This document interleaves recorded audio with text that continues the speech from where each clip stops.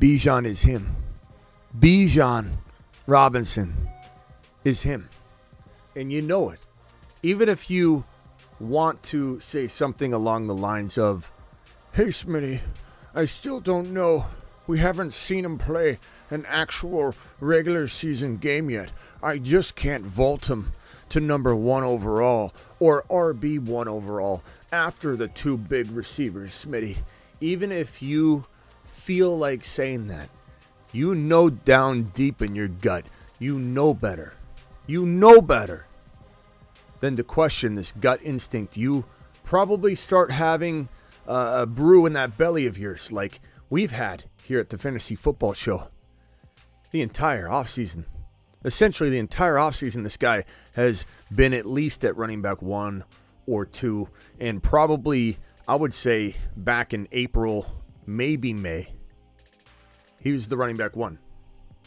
Not 2, not behind Christian McCaffrey, not behind Eckler. And if you feel like Cryptic here, and that's okay. This is not. I'm not ridiculing Cryptic's take. I still prefer JJ. I still prefer JJ and Chase. Hey, Smitty, I like Kelsey because I'm in a premium. Those are all okay. But if you don't think this guy is going to outscore Christian McCaffrey, I don't know if I can help you. If you don't think this is the next LaDainian Tomlinson meets Saquon Barkley meets whoever you want to throw into the mix here, I don't know if I can help you. At least with that. What I can help all of you with is that we're playing Underdog Fantasy promo code Smitty. Dropped it. Click the link. Use code Smitty. The link's in the description of every video. The link is in the live chat. I'm going to pin it right now, and we're going to get into a draft after about 7 minutes and 50 seconds of Bijan ranting. The Fantasy Football Show begins right now. Graveyard edition, baby. Live from the FantasyFootballShow.com studios. It's the Fantasy Football Show. Live! Monday through Friday, 8 p.m. Eastern. Smitty is also live whenever news breaks. From the FantasyFootballShow.com. Well, it's not really a news show. I don't mind playing that for you. I'm going to pin this live chat link here so that all of you can get into the Underdog Fantasy promo code Smitty, which I'll put on the screen right here. Code Smitty gets you up to $100 bonus match, dollar for dollar on your first deposit. The minimum deposit is $10, and they'll give you 10 if you deposit 10. They'll give you 50 if you put in 50 and it's your first deposit. They will match up to $100, dollar for dollar. So do it live. Do it now. Don't wait. Don't hesitate. We'll be drafting. We'll be going into a draft in 6 minutes and 40 seconds. So make sure you do that now if you haven't already. Again, link is pinned. $20 hauler from Vampy. Vamp is not only a moderator, but an amazing human being, a giving man, a man of the people. And he says, greatest community on earth, graveyard shift to the moon. Can't stay tonight, but wanted to say what's up. Let me hit that $20 hauler for Vampy. Appreciate you coming in, Vampy. Alert. Super chat alert. $20 super chat. $20 super chat. Vampy's my dude. Appreciate you, Vampy, from the bottom of my heart, bro. You are an amazing person. Joey, Smitty, I have the 6 pick and a 12-man PPR. What should I do? What strategy should you use? I think you're not getting either JJ or Chase guaranteed. So it's Kelsey or Bijan. Bijan or Kelsey, whichever one falls. If both fall, both are amazing strategies. And if it's not premium tight end scoring or anything, I'd probably go Bijan. But I love both strategies. I highly doubt at the 6 pick you don't get one of those guys. Thank you for dropping your super chat. Dan the Grim Reacher, first super chat. That gets a standing ovation. And let's do it live. Appreciate you, Dan.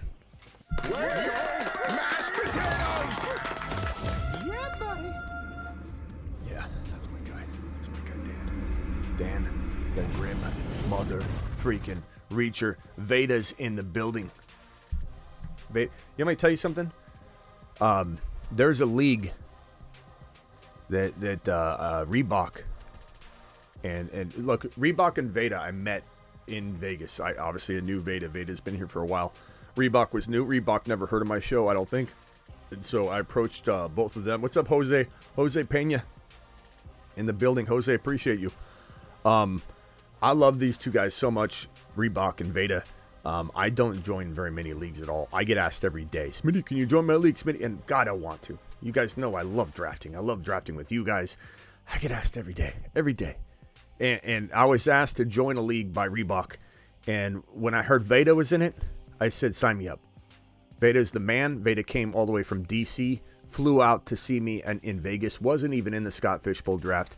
Reebok's such an amazing dude. Can't wait to play with you guys in that league. Appreciate you, Veda. Appreciate you, Jose Pena. Bijan running back 1. It's Robinson season. That's what I'm talking about. To the moon. Thank you, Jeffrey. Appreciate your super chat.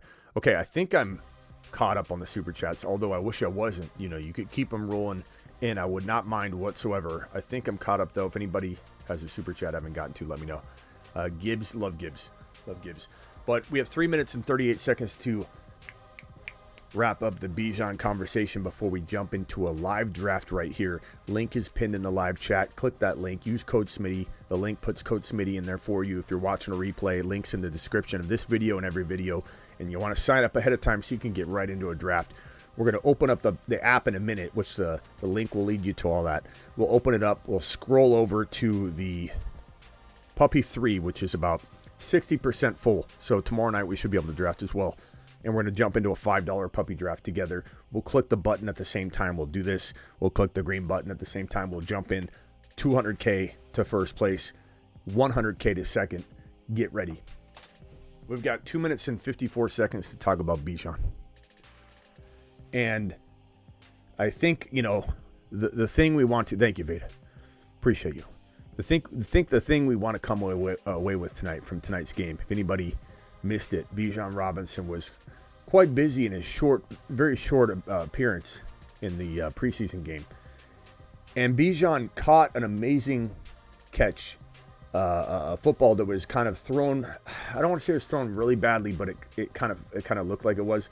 But the way Bijan turned a kind of off-target pass into a very, very productive play.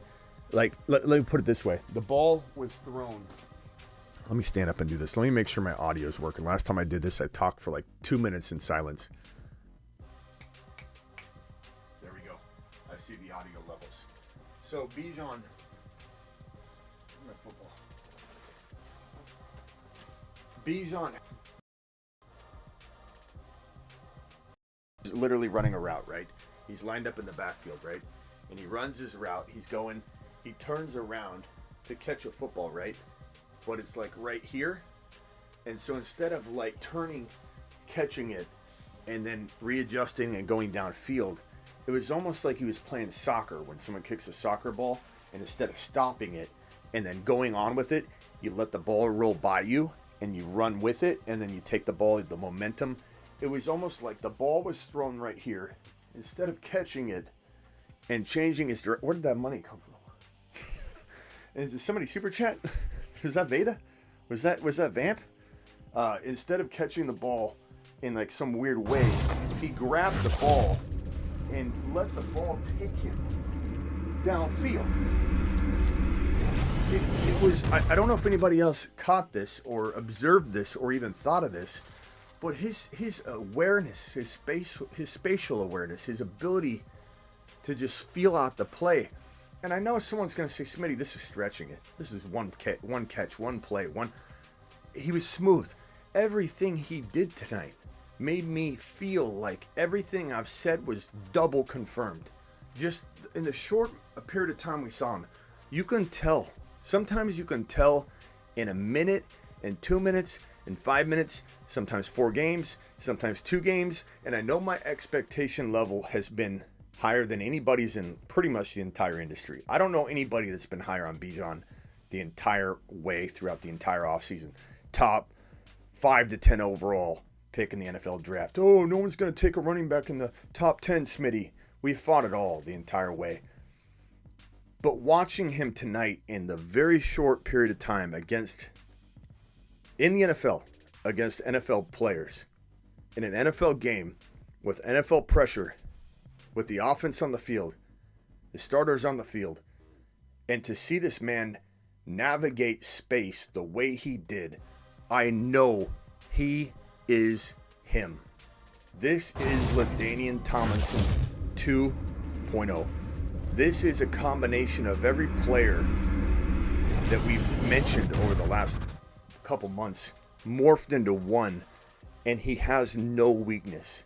He catches the ball amazingly. He had a bad pass placement-wise thrown to him.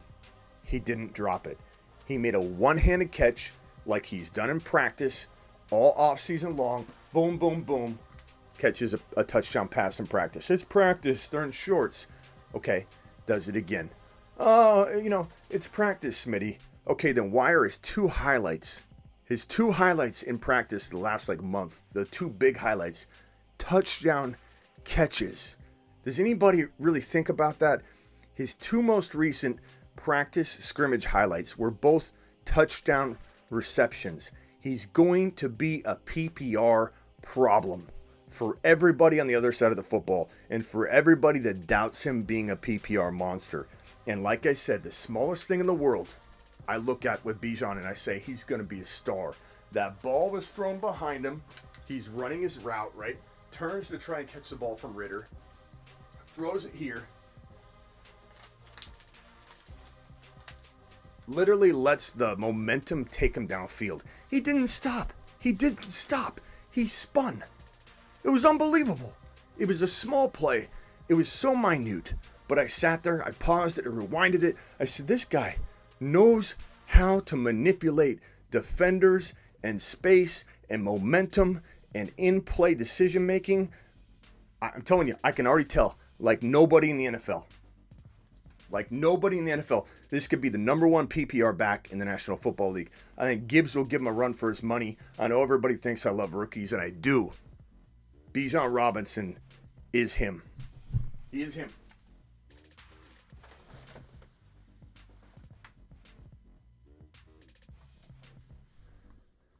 Okay.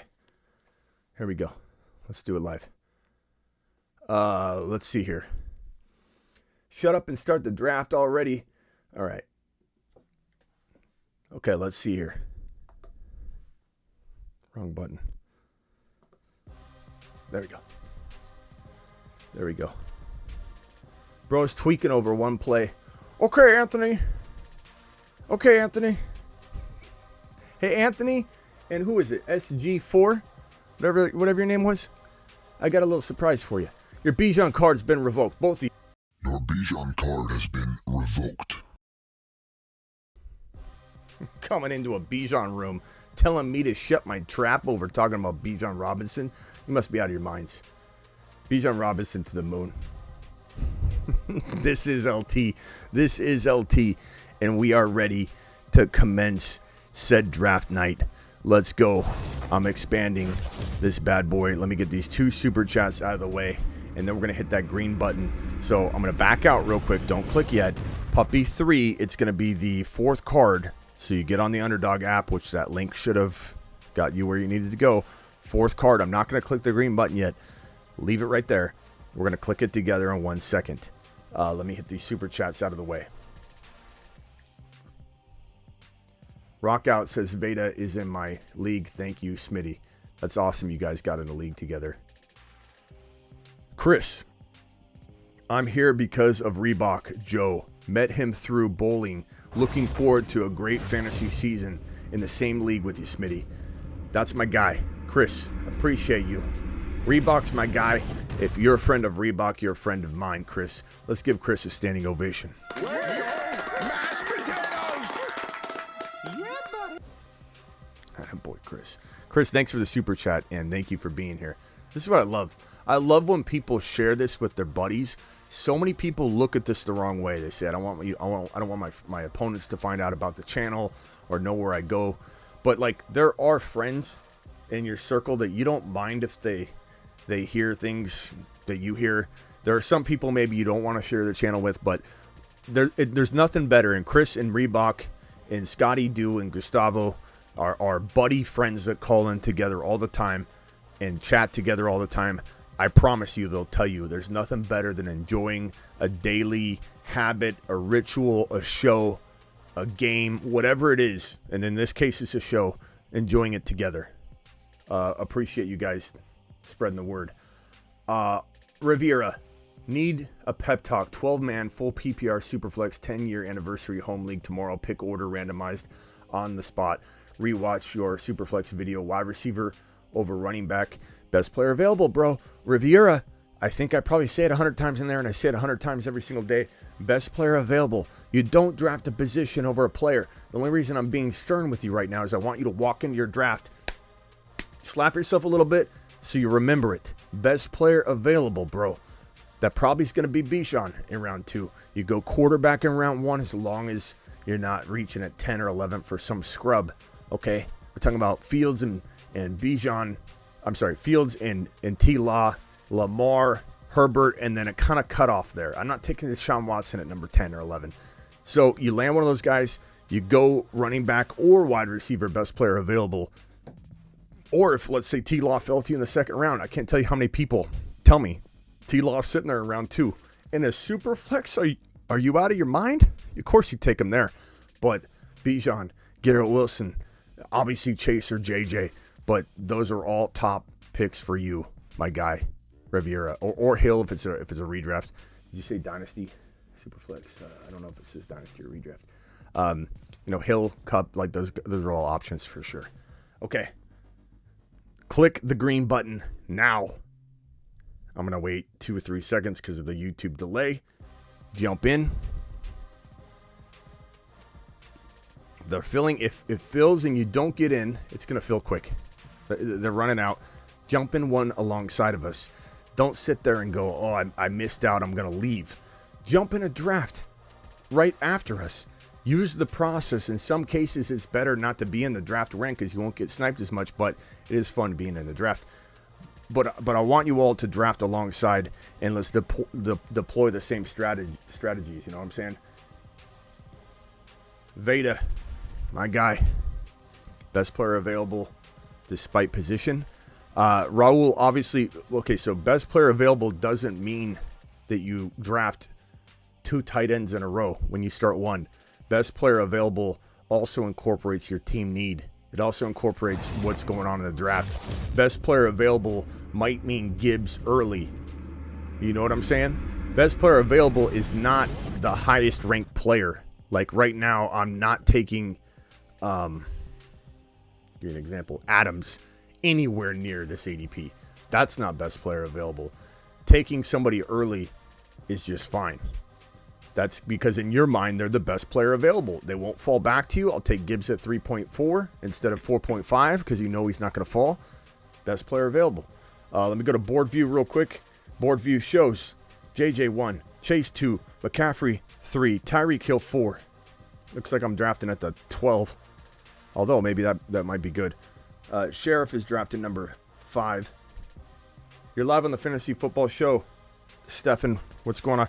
Stefan, you're going to have to keep it simple today. No offense. Sometimes your stuff's very complex. I'm in the middle of a draft. So you got to be kind of quick popping questions tonight, pal. What's up? Okay, no algorithm. I got you. Okay, no, I concluded my draft tonight, and I wanted to see what you thought about my team. Okay. Hit me with it. So I'll just read them off because I thought I scored big.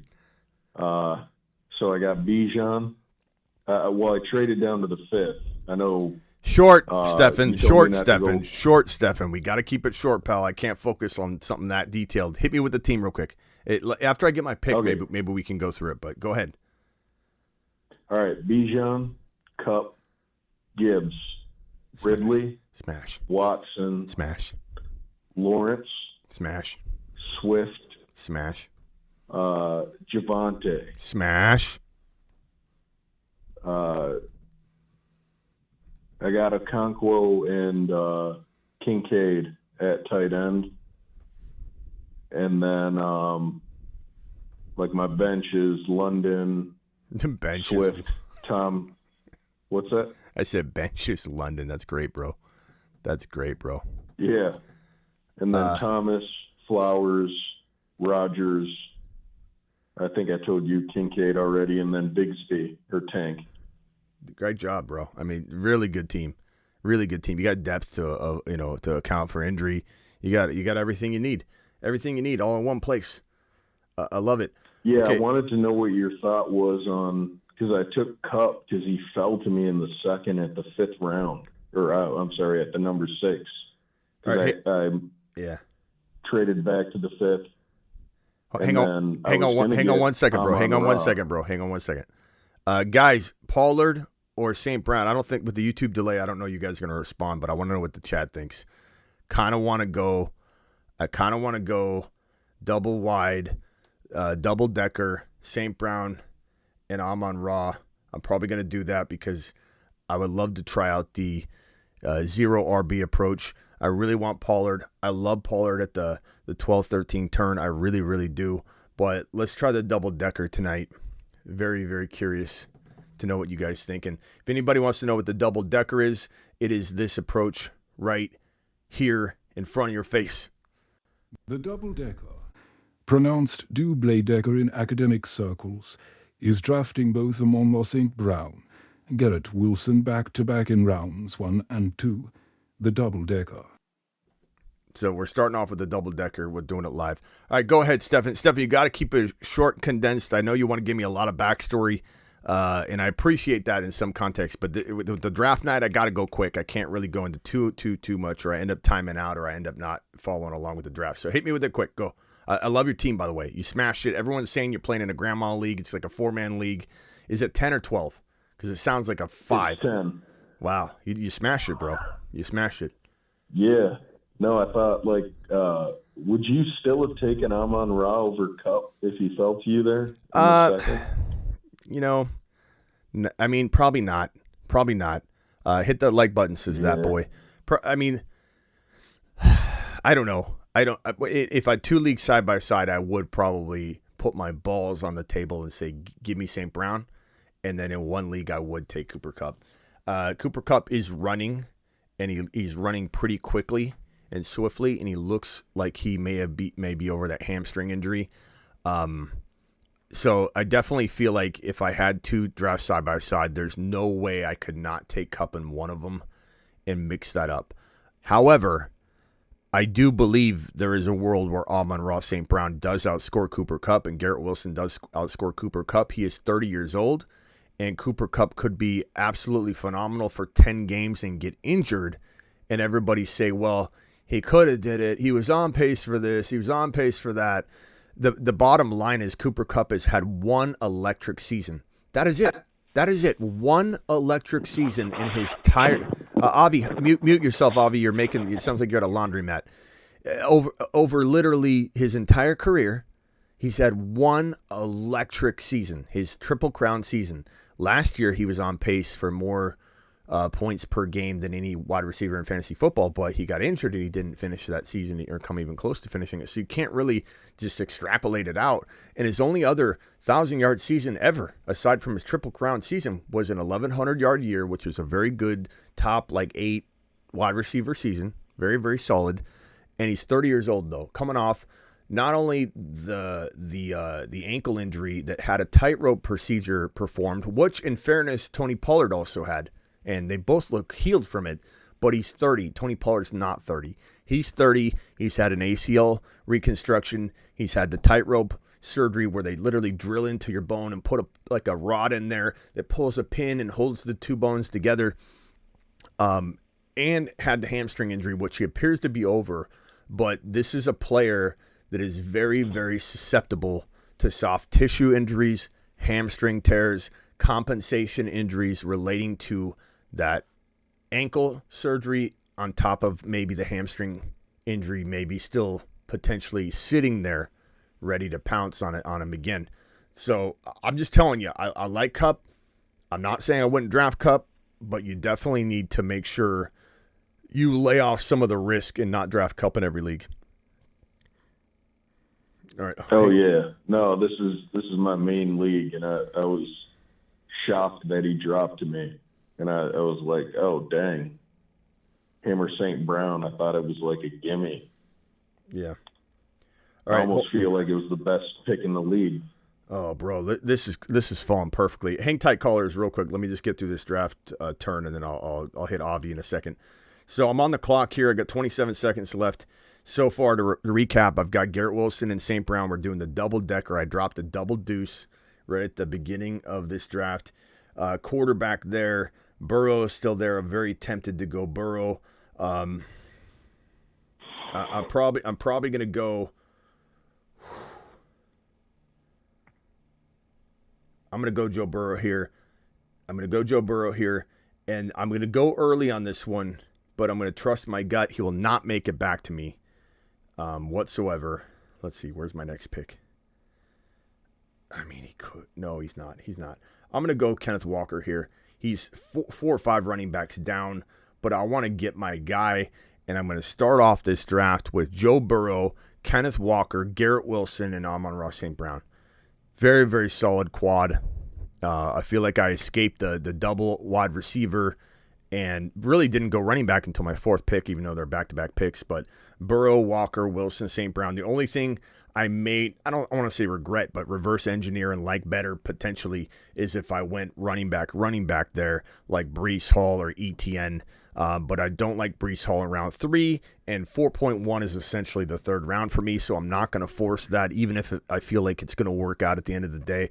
You gotta use the percentages, use the dice rolls, and take Breece where you can, where it makes sense, and just let him go in other situations. And so, like, going ETN or something early wouldn't have been a bad move. I could have went Debo or someone like that, Watson, but I think I made the right choice because Garrett Wilson, Amon-Ra, Joe Burrow, and Kenneth Walker is pretty darn solid. Avi, you're live.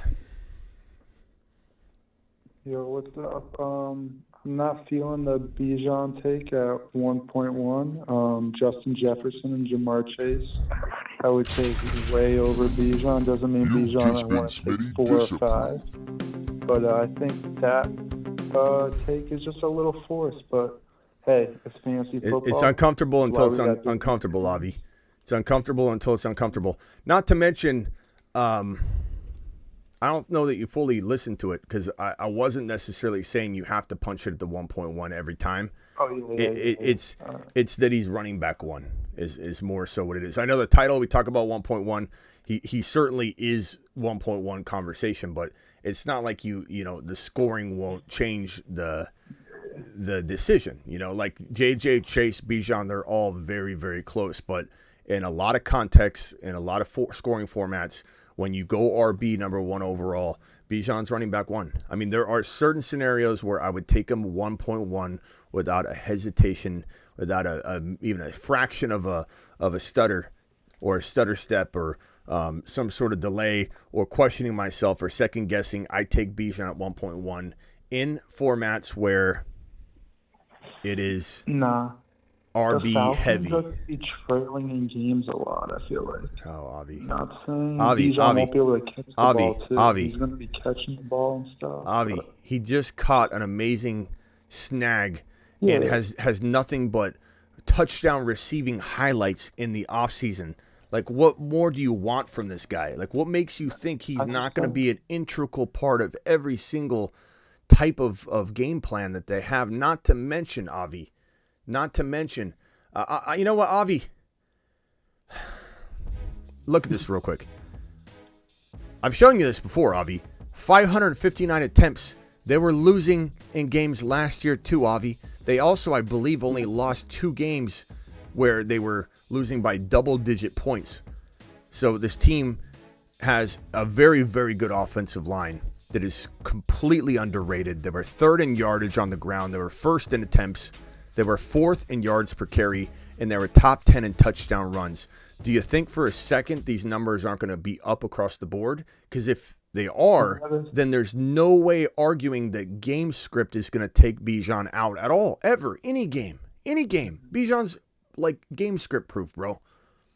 Oh, wait, no, I'm actually my fault. I'm looking at the Falcons schedule, and it's actually one of the easiest in the NFL. So what are we talking about here, Avi? I know, my fault. No, that's all on me. They Okay, play like the. we'll send you on a quick Titans, lap, little quick lap. Bucks. Okay. All right, hold on, Avi. Let me get on over to Yusuf. Yusuf, go ahead. Hey, Smitty, how's it going? Pretty good. I won't get those 3 minutes back that Avi just wasted because he just flipped over on the Bijan side. Hey, Avi, I'm sorry, but I'm taking the Bijan card away, at least for the remainder of the show. You haven't been anti-Bijan, but you do have a tendency to immediately call in when the phone line's open and to immediately try and do a baby push back on the take and just kind of like, let me just put this out there that I don't necessarily like it. And so it does feel and have a little bit of a whiff of anti-Bijan. It just does. It does. So I'm going to take it away for just a few minutes. I'll give it back at the end of the show. Okay? I'm just going to hold it. This is like, getting in trouble in class and the teacher takes your phone away for the remainder of the class. So hold on. Your Bijan card has been revoked. Okay, now hang tight, Avi. Yusuf, you're up. So I got 2 quick questions for you, Smitty. And I hate to ask you this question, but I've been having to choose between the two lately. If you're on the clock, are you taking Fields or Burrow? I get that question like every single day, and I'm not saying that I don't like the question or that I don't. It's a tough one to answer. Real quickly, let me just see what I'm going to do here. I'm going to go Dameon Pierce, and I'm going to go Javonte. I went from going wide receiver, quarterback, and not having a single running back until my 4th drafted player to now having Walker, Pierce, and Javonte Williams as my running stable. That's a really, really solid feeling team. Joe Burrow, Kenneth Walker, Dameon Pierce, Javonte Williams, Garrett Wilson, Amon-Ra St. Brown. I like it. As for your question, Yusuf, I get asked that question so much. Do you like Fields? Do you like Burrow? And it's a great question.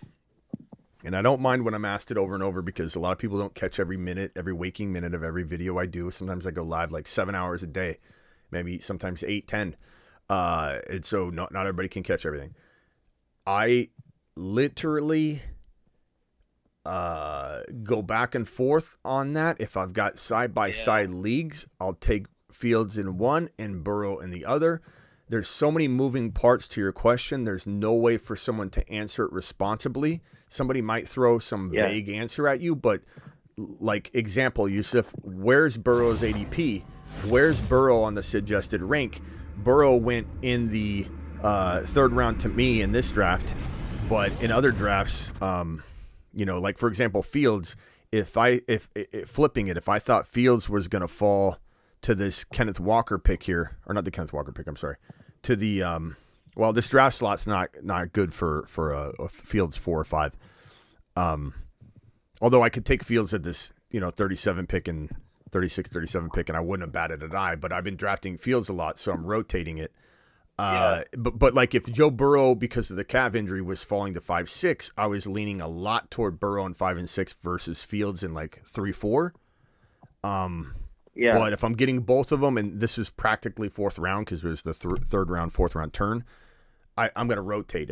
If I'm having to choose between them at 4.1 like I did here, I'm rotating it. I want 50% Fields, 50% Burrow, and if I miss out on either one of them, I'm going T-Law. That's kind of my formula right now. But what can I get away with? If you already have Chase on your roster, are you more tempted to go Burrow? If I got who Chase on my roster in best ball, yeah. In redraft, a little bit, yeah. Not that you score more points. I get you. Yeah. And I just have one more quick question. I just want to know your thoughts on Waddle this year. Waddle's he's good. He's a good player, really good player, but I don't like him, and I don't like him in the 2nd round. I just think that I have something against drafting not only a second option on a team as my second drafted player, but also one that's tied to Tua Tagovailoa staying upright, because I don't think he will. I'm with you, yeah. Because anytime Waddle's there for me, I always have Olave there, and I normally just take Olave. Yeah, I can't take Higgins or Waddle in round 2. I know a lot of people might defend that, but There's no way I'm doing it. There's no way I'm doing it. Hold on here. Let me get this super chat out of the way. Matt, I see your super chat. I'm so sorry, bro. Hold on 1 second. Let me put it on screen. I got Matt dropping a wad. I got Joey dropping a wad here on screen. Let's go. Let's go. Joey says, what wide receivers would you rather have over Bijan if available at the 6th pick? It's JJ and Chase and Bijan. Those are my top 3 overall, bro. So if any one of those 3 fall to 6, you pounce on it. There's no other player that gets my attention. 257 of you in here. Punch that thumb up button. We only have 73 thumbs up. Can we at least get that to 100, 150 for the moment? That would be very helpful. It helps the channel. Appreciate you guys very much. And Matt dropping a super chat. Thank you for the $5 hauler, my guy. I trade CMC, Geno, and Odell for Bijan, Deshaun Watson, and Mike Williams. CMC, Geno, and Odell for Mike Williams, Deshaun Watson. Yeah, I take a redraft. I mean, you could make arguments on this, but I would take the Bijan side because I think Watson and Geno are very close. I honestly don't want either one of them as my starter because I'm going after a bigger gun. But in this situation, you might be able to trade Deshaun Watson higher anyway to try and upgrade into T-Law or Fields and slip into a little bit of an upgrade. But I have Bijan over CMC, so I'm taking the Bijan side, and Smitty approving that. Appreciate you for dropping that $5 hauler and a $10 hauler by Elevation. Appreciate you, my guy.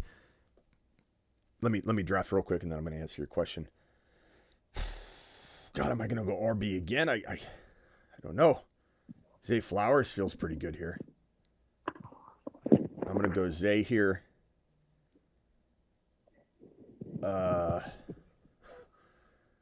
What tight ends are available? Ingram's interesting. Let's see. Wide receiver. I don't know if I want to force wide receiver here. I think I want to go. Man, this team feels really solid. Swift or Pacheco. I've been going a lot of Pacheco. So I'm probably going to roll with Swift on this one just to mix things up from some other teams that I'm building like. But this team feels fire. I do want more wide receivers, but when I don't feel like the wide receivers, even in the top 10 listed, are to my liking, I'm not just going to take one. I'm going to take these RBs that feel like they're a round ahead value-wise than the guys on the wide receiver list. So I'm just going to kick the problem down the road and grab a guy I'm going to reach for anyway. You know, the guy that I'm going to take here at wide receiver is going to last until the next round anyway. So I'm going to kick that problem down the road and draft a running back. Even though you start only 2 in a flex, the combination and rotation I got going here, I think is going to be straight fire. Kenneth Walker, Pierce, Javonte Williams, and DeAndre Swift. And then Garrett Wilson, St. Brown, and Zay Flowers is just fine for me. That's my starting 3. I don't have a backup wide receiver yet, but that's okay. I mean, I have one backup running back. It's not like I drafted out of turn there or anything. And so let me go back to the board view. This feels like a really good team. I like this team. Elevation with one more super chat on top of this one. Elevation, appreciate you. Elevation says 10-man redraft home league from the 1-2 flex JJ. So pick 1, 2 flex JJ, Garrett Wilson, Amon-Ra St. Brown, Fields, Hawkinson, Olave, Ridley, Dalvin, Dobbins. Traded London for Dobbins. I don't know if I would have done that, to be honest with you, but it could work out. Lost a Madden bet. Oh, so you had to trade that because you lost a Madden bet? Isn't that collusion? It might be borderline collusion, pal. Had to go BPA. First drafted running back was Dalvin.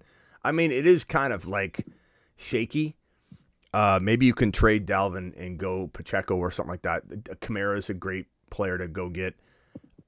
You did amazing though with the rest of your team. If you can piece together the running back situation and Dalvin could be useful and JK can actually get on his horse and stay healthy, and they even use it, like, bro, that team is straight fire. Just a couple missteps maybe in that trade.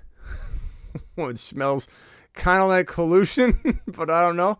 And then full PPR, have a good running back depth on the bench. Not worried. I wouldn't be worried either. Just try and make some moves. The buy low, sell high videos will be critical for you. And those are some of my favorite videos. And I'm going to have some delivery and some content on the buy low, sell high front that I think blows every other channel out of the water. I think the waiver wire show is going to blow every channel out of the water. Not that I'm competing with anybody either. I'm just letting you know that I'm going to hit waiver wire and buy low, sell high in some of the most entertaining ways. And we're coming for everybody this year. We're taking over. We're at almost 20.1K already. I'm sorry, 20. We're almost at we're at 20.3K. So we're getting. Like in the pace that we've been going, we'll be at 21K in like less than a month, easy. Like we're growing really, really fast. Spread the word. It truly helps. And I promise you, every time we get bigger, bigger things happen for us, and the giveaways become bigger. The show grows. There's no benefit to not spreading the word. I promise you. Once we start getting even bigger, we're gonna have so many giveaways. People are already sending me stuff to give away. Once we get so big, we get these autographed, jerseys sent to us in boxes, and just give them away. Like that's what happens as you get bigger. So get prepared, get ready. Super chat from Vampy says, Kevin wants to know if we can get a draft pick trading content. Absolutely. And let me write it down. Draft pick trading. I'll put it right here. Okay. I got it on the list. I also have handcuff tier video coming where, Walker and Charbonnet. Who's doing all that noise on the phone? Is that Avi again? It's like someone's holding it in their shoulder and it's like the whole time.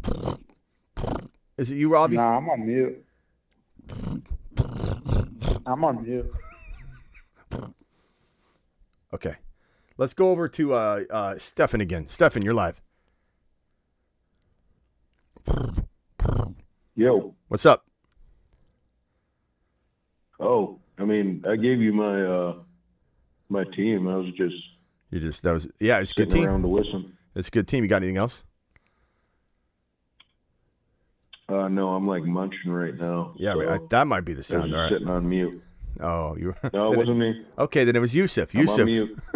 Okay, go back on mute when you're done chomping away, and you got a question. Hit me with it, Yusuf. What can I do for you? Yeah, Smitty, I just thought it was cool to see you wavering between Pollard and Amon-Ra, because I pull my hair out every time I have to make that decision. Pollard and Amon-Ra, yeah, bro, it's really, really a tough call. This is a tough call too here, where I could go tight end shopping here. I think I'm gonna go with Charbonnet. I went Charbonnet. This is at pick 109, I think. And so my team is as follows. Kevin became a member. I don't know if somebody dropped gifted memberships. My guess is DW might have come into the building, or that was Vampy or somebody. Let me check and see who just did that. I don't know who's dropping. Let's check it out. Hold on. Let me see. That was double A. Double A, 10 gifted memberships. Double A to the moon. To the moon. Appreciate you, Double A. So on this particular team right here, I feel like my running back stable might be complete. I don't even know if I need to go another RB, but I took Jameson. I know I can't use him for 6 weeks. I know there's a lot of risk to him, but there's still a lot of upside. Not to mention I have Amon-Ra St. Brown, and so I kind of feel like pairing the two together, if something were to happen to the other, kind of like Jameson being out 6 weeks, it will benefit the other. It's kind of like a side cuff in a way, and it kind of protects me in one of my spots. And then Zay Flowers and Garrett Wilson, we'll see what I do here, but I love this squad so far. Joe Burrow, Dameon Pierce, Javonte Williams, DeAndre Swift, Charbonnet, Garrett Wilson, Amon-Ra St. Brown, Zay Flowers, and Jameson Williams. Feels really, really solid. To answer your question, bro, to comment on your comment, St. Brown and Pollard, I'm glad I went the route that I did, but reverse engineering it, I think I would add an amazing team as well. And Pollard is one of my favorite 11, 12, 13, 14 overall players.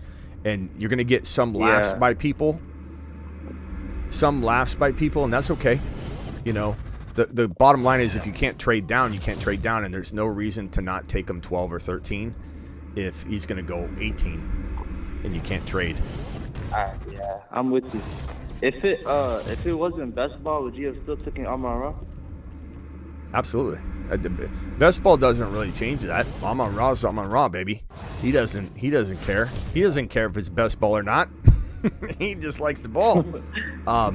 He could score. Yeah. He could be the second wide receiver in the National Football League in total touchdowns for a wide receiver. Because I think he runs for two or three. I think he catches 11, 12. I think he could have 14, 15 total touchdowns. I think Jamar Chase probably finishes as the number one wide receiver in terms of total touchdowns. Obviously Cooper Kupp could be up there. Obviously, JJ could, but JJ does feel like he kind of is in that Julio Jones territory where the yardage is going to be insane. The receptions are going to be out of this world, but the touchdowns, it just feels like there's only so high he can go. Maybe he has one game where he does have 15 to 18, or one season, he does have 15 to 18 touchdowns, but I don't know that that's the way it's going to be for him. We've definitely felt like he's a 9 to 12, 9 to 13 touchdown guy.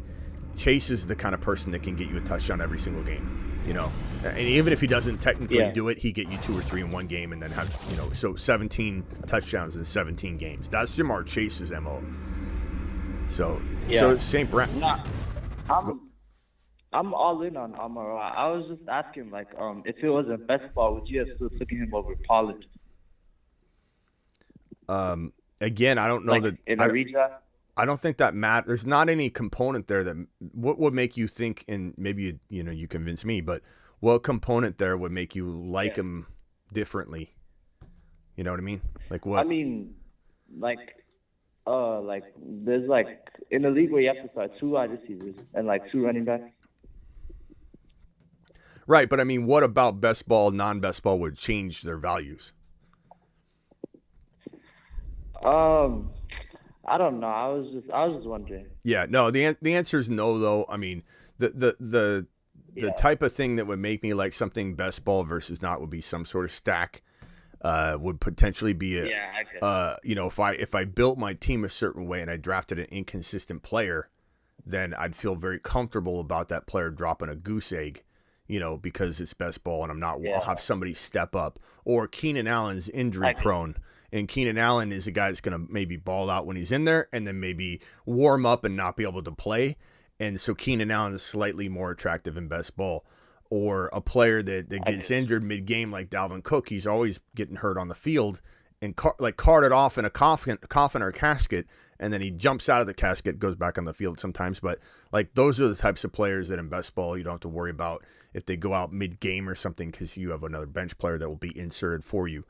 But best ball shouldn't change too much of the baller type players like St. Brown or Garrett Will. It doesn't really affect anything. I mean, it's a good question. I mean, people probably, some people probably wonder. Best ball is new to some people, so don't feel like any question is a dumb question. All right, hang tight. Let me make this draft selection real quick.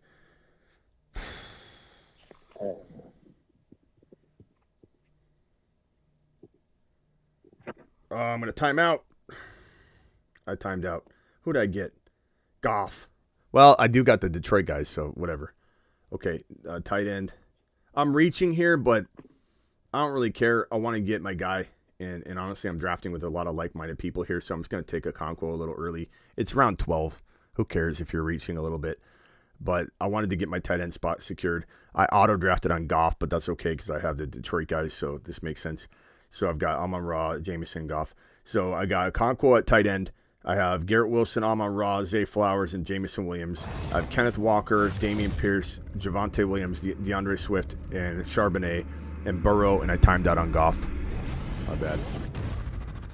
All right, let's go over to Avi. You got anything else? Phone lines are open, guys. I know. I like your team you drafted. I think Javonte Williams is going to be a beast. I remember a year and a half ago, you were hyping him up. I was totally on the train, and I think he's coming back. He's still so young. He looks so good. Head coach. He looks so good, bro. And I like Damian Pierce too. It's crazy how good Javonte is looking and all the stuff we're hearing about. Bryce, appreciate you being here. Klondike in the building, Peanut Butter and Waivers, Double A, thank you for those gifted memberships, my guy. I don't know if you did another one or whatnot, but moonshot to you. If I missed one, I'm sorry. Hang tight real quick, Avi. Let me put this guy. 415 caller, you're live on the show. Who's this? Where are you calling from? Will from the Bay. Will from the Bay. Okay. Will, I take it you're a Niner fan? That Bay? Yep. Okay. Smitty, dude. You're the man. Thank you. I love the content. I watch it all the time. This is crazy that I'm calling in. Attaboy. The content loves you back, pal.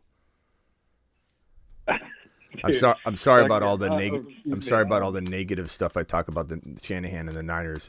I'm surprised you love the show that much. Man, I really like fantasy football, and it's funny. I feel like a lot of the things that you say, I think sometimes, but you definitely have influenced me many times in my fantasy pursuits. Yeah, I appreciate you, man. What can I do for you tonight specifically?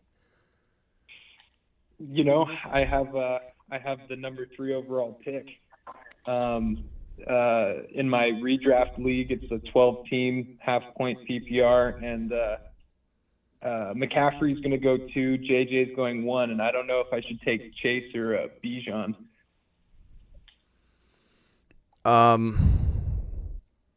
I'm sorry. Is it you said 3 wide receiver or 2, or did you say?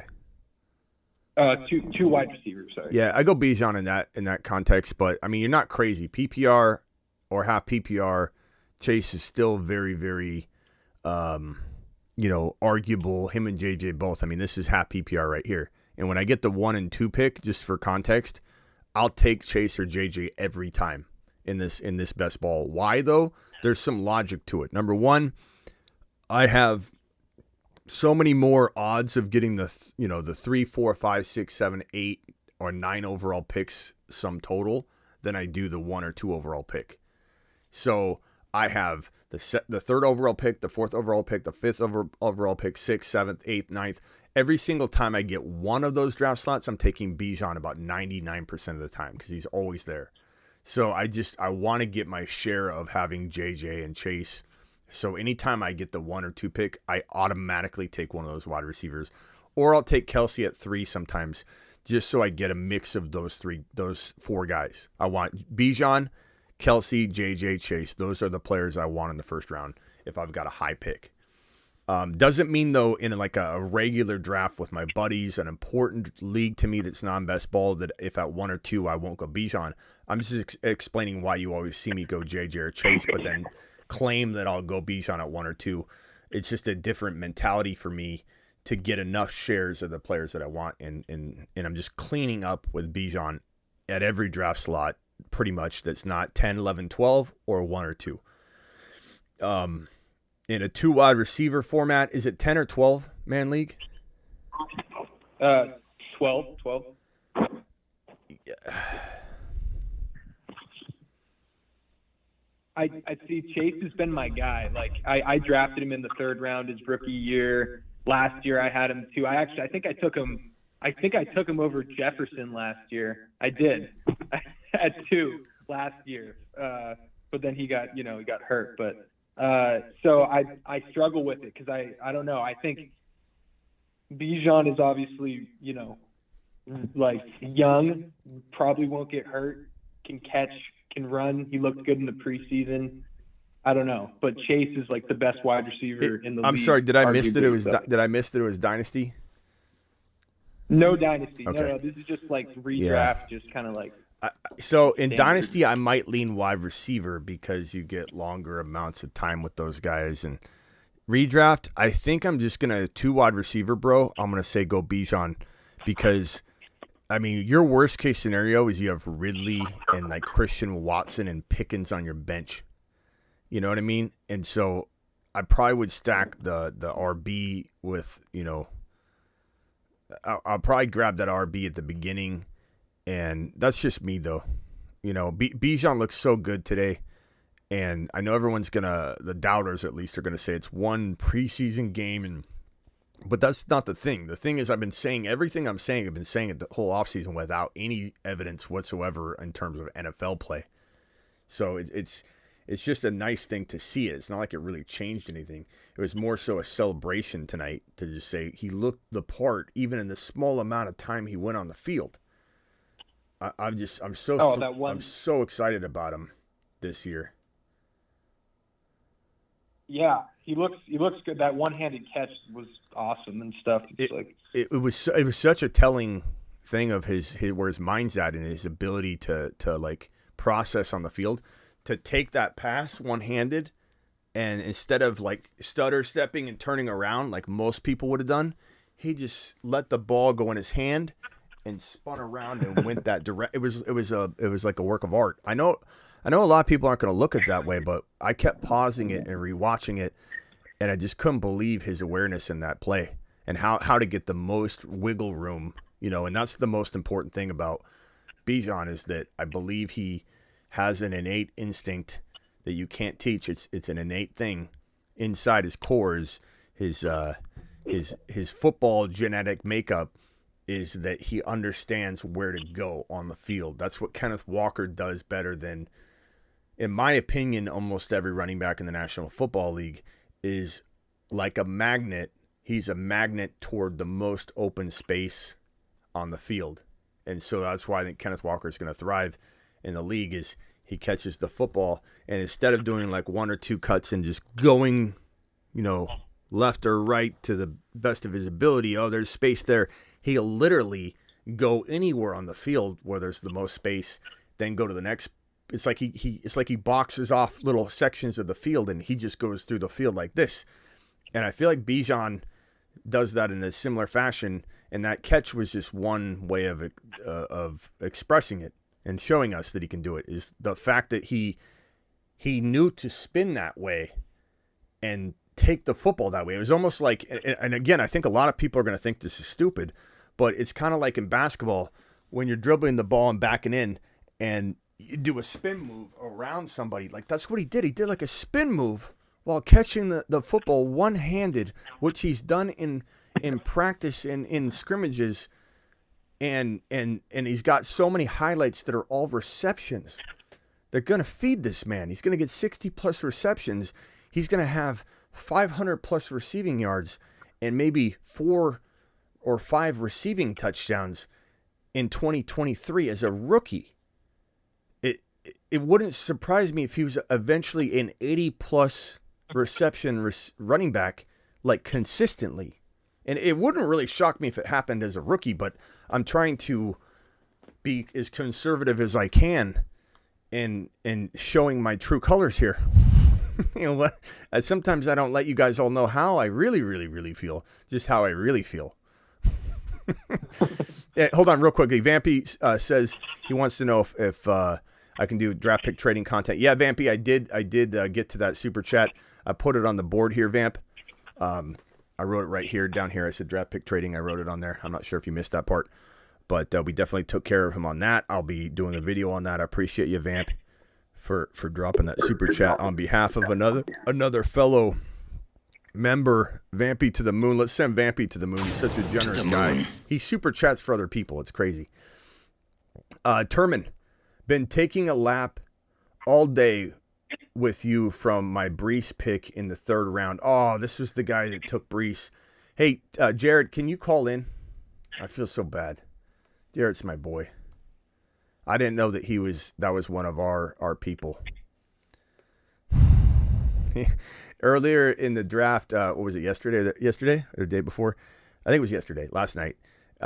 Jared took Brees Hall in the 3rd round. It was like 3.10 or something.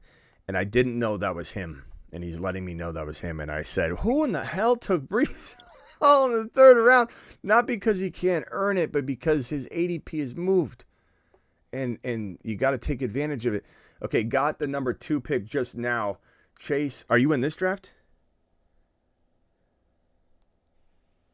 Let's see here. Hold on. Let me find it. Smitty, could I ask you one more question? Probably in a different draft. Yeah. Actually, hold on. Can I just finish this real quick? No problem. Thank you. Jarrett, appreciate you. In the 2 pick right now, Chase Olave, Gibbs, Watson, Brees at my 50. And 50 overall, just because it's late night, I'm trying to do the math in my head, is literally beginning of the 5th round, right? So that was 5.2. You got 5 points. So Jared, you see what I'm saying, bro? You took a lap because I'm your coach. I yelled at you. I said, high knees, Jared. Jared, you showed up a little late to practice, so I sent you on a lap. Doesn't mean there's not love here. Doesn't mean I'm not a coach that cares about you. I just want to see you do well. And look what you did, Jared. You literally made a mistake. You went out. You took some laps. You came home, and you won first place. You got the first place medal. You're standing on the podium on the track right now, winning the 400-meter sprint because you took it like a man. You turned it into something amazing, and you came out a victor. And this team right here is and I'm not just saying this to pat you on the back because I yelled at you, Chase Olave, Gibbs, Watson, Brees, Swift, Javonte. That is a 9 out of 10. I only don't say 10 because I don't want to give a 10 out very often. That was pristine right there. Absolute glory. And you dropped let's see here. You dropped a $10 hauler on that note. I'm standing up. Let's go, mashed potatoes. This is, guys, I yelled and ridiculed this pick, and this man comes in because he's got the foresight and the ability to learn, and he comes in and drops not only a $10 hauler after his coach yelled at him, but he goes out victorious, and no one's laughing but Jared in that draft. And if this guy wins the prize money, I want to be so proud of him. Great job, Jared. And then Kyle with his super chat. Kyle said, I'm on the Bijan train. I'm picking number 6 in a 12-man. If I can't get Bijan, Cup or Hill, I go Kelsey. I think Kelsey will probably be there. If not, Cup or Hill are very close. Because Cup's coming back from injury, I probably go Hill at the current moment. But, if you can trade down, I trade down because I'd rather have draft capital and Garrett Wilson, or draft capital and St. Brown, or draft capital and Tony Pollard. But that's just my personal preference. Not everybody will agree. And I think I'm about to time out here. Oh, I did time out again. Matthew Stafford. Good Lord. That's my second timeout of the day. Let me see. I could use, how many tight ends do I have? I have one tight end. Let me go tight end here. Let me grab, I guess Musgrave. I'll go Musgrave. So my team so far, and then I'll go to the phone lines. Hold on, guys. Burrow, Goff, Stafford. I timed out on both my backup quarterbacks, by the way. Walker, Dameon Pierce, Javonte, DeAndre Swift, Charbonnet, Garrett Wilson, Amon-Ra St. Brown, Zay Flowers, Jameson Williams, Hyatt, Tank Dell, and Hyatt. I think were great picks to go to couple with Jameson Williams, who will be out for 6 weeks. Chigakonkwo and Luke Musgrave. So love the squad so far. Okay, who was it that was talking? And I said, hold on a second. I just said Javonte Williams is coming back to be a stud. Yeah, he's a beast, bro. It's gonna be so good. Will from the Bay. What else do you got, bro? Oh yeah, it actually was about Walker. Do you think he's going to climb to the 3rd round by week 1? And then also, would it be crazy to go Chase or Bijan?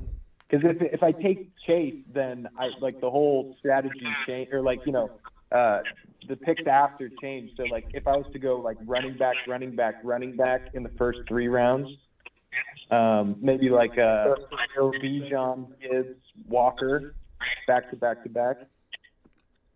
I don't think that's wrong. There's nothing wrong with that at all. I mean, you run the risk of having some light-looking wide receivers, but, bro, I've seen people do it, and it look amazing. You get a combination of, somehow, some way getting Watson and London, Watson and Pickens and Dotson, and it may look like you have a semi-weak wide receiver room going into week 1, and you might even feel a little bit iffy about it heading into week 1, just because you're banking on a lot of upside guys. But I think truly, I'm gonna just scroll over here so you guys can see what's going on here. I think truly that is a good approach, especially if you get a Burrow and Fields with it. You know what I mean? Like, I don't know about you guys, but let me put it on the board here. This team would be pretty fun. This team would look pretty fun. So let's map it out. Let's say you got Fields as your quarterback, and you're getting him in round 4. Do you think you get him in 5 in your draft, or Burrow in 5, or are you feeling like 4 is where you'd have to take one of those QBs? Probably 4. Okay. So you're saying Bijan in 1. You said, who was your second rounder? Gibbs. See, but like at the back of the like at the turn, because I have the 3 overall picks. So I was thinking just because they won't fall. So like Gibbs and Walker. Yeah. The thing is, Walker's like a 5th rounder, though, bro. And maybe he's a 4th in your draft, but I just think he's gonna to reach on. That's I what think he's gonna go 3. He might. In our league. He might, but you don't. I mean, that's your worst case scenario thinking here. Right now, he's got a 5th or 4th round ADP. I think if he has a successful couple of news reports, I think you're right. Like, I do agree with you.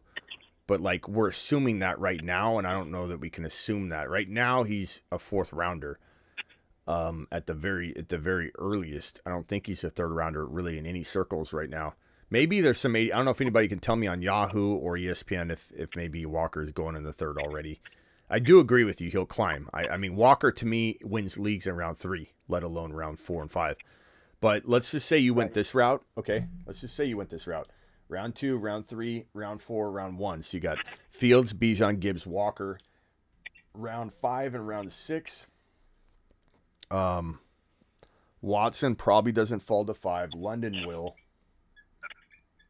Right, but then it's like Bijan and London on the side. I don't like being too dependent on one offense. Yeah, but it's also your 5th drafted player, though. And I mean, he has the potential to be a wide receiver 1. So, and I think that you don't want to do that with Pitts in one of them, but I don't mind doing it with London. But let's just say, I mean, give me the receivers you've been looking at in round 5 and 6, because I think Dotson could go in 6. This is like I've been doing Chase. What I've been doing is Chase, then Allen, then rather Gibbs or Walker in the 3rd. That's kind of, but this because I think you're right. I think Bijan might be the right pick at instead of Chase. Well, I think this is a good team, but let's just say you were patient with this, bro. Okay, let's say you went Ridley. Ridley's a little early too, but let's just say you went Ridley and Gibbs in 3, and you rolled the dice with Bijan. Or let's hold on. Let's take Fields out real quick. So we're gonna go Gibbs in 3. Am I on the clock? I'm gonna time out again. Hold on. Let me make my pick. Let me make my pick real quick. Hold on 1 second.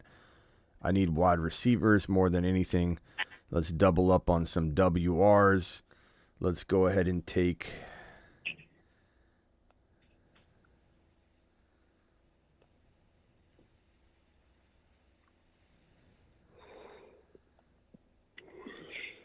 Trey Palmer.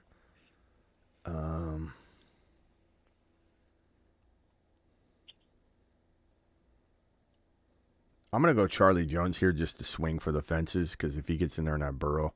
So my team is complete as of right now. My team is Joe Burrow, Goff, Stafford. I timed out on Goff and Stafford. Those are my only 2 timeouts. But Walker, Pierce, Javonte, Swift, Zach Charbonnet, Garrett Wilson, Amon-Ra St. Brown, Zay Flowers, Jamison Williams, Jalen Hyatt, Tank Dell.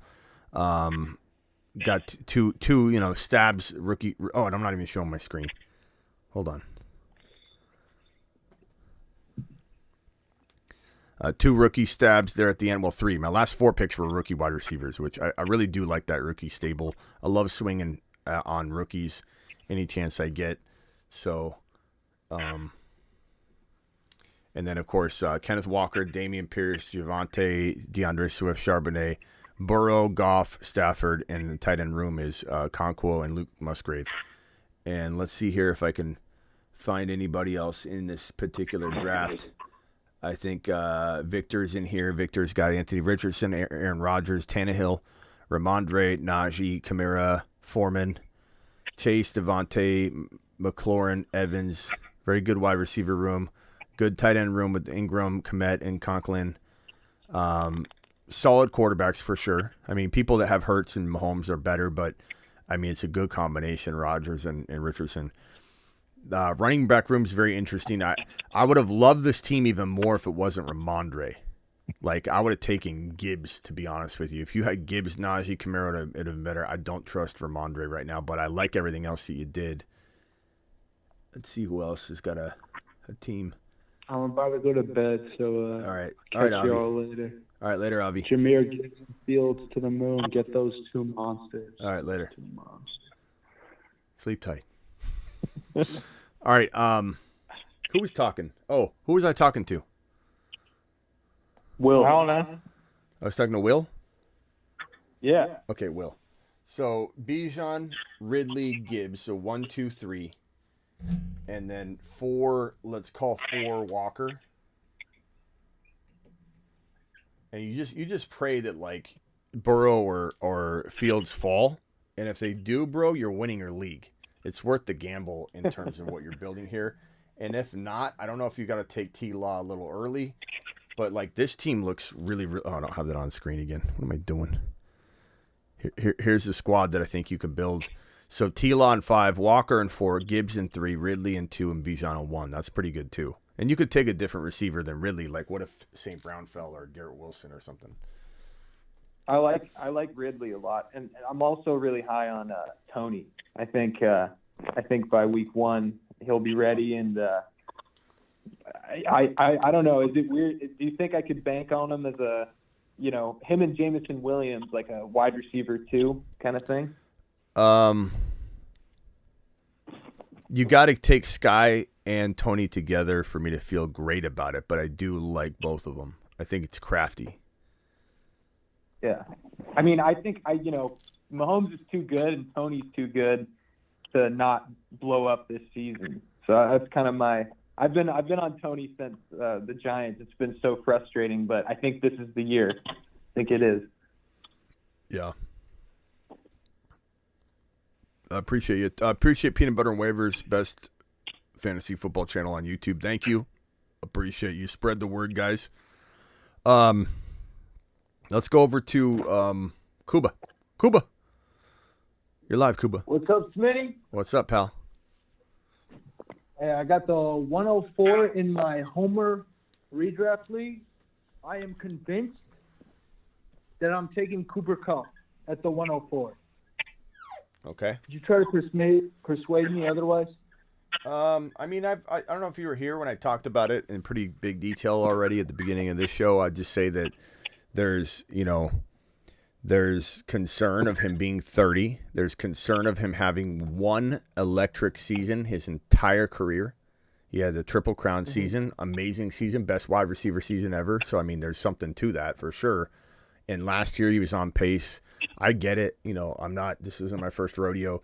I get he was the number 1 wide receiver points per game until he got hurt, but he got hurt. He's had a torn ACL. He's had now a surgery that's a pretty big surgery, but it's successful. It's a tightrope surgery. Tony Pollard had it. I believe Tannehill had it. Tua had it. And it's very, very successful outcome. But he is 30. He is 30 and had it. He struggled to get back from it a little bit more than I think the other guys, from my knowledge on it, because he was not ramped up or as ready to go as quickly as I would have thought. And he struggled with this injury, in getting up to this point all offseason. Then he had the hamstring issue. The soft tissue injuries are going to be a concern.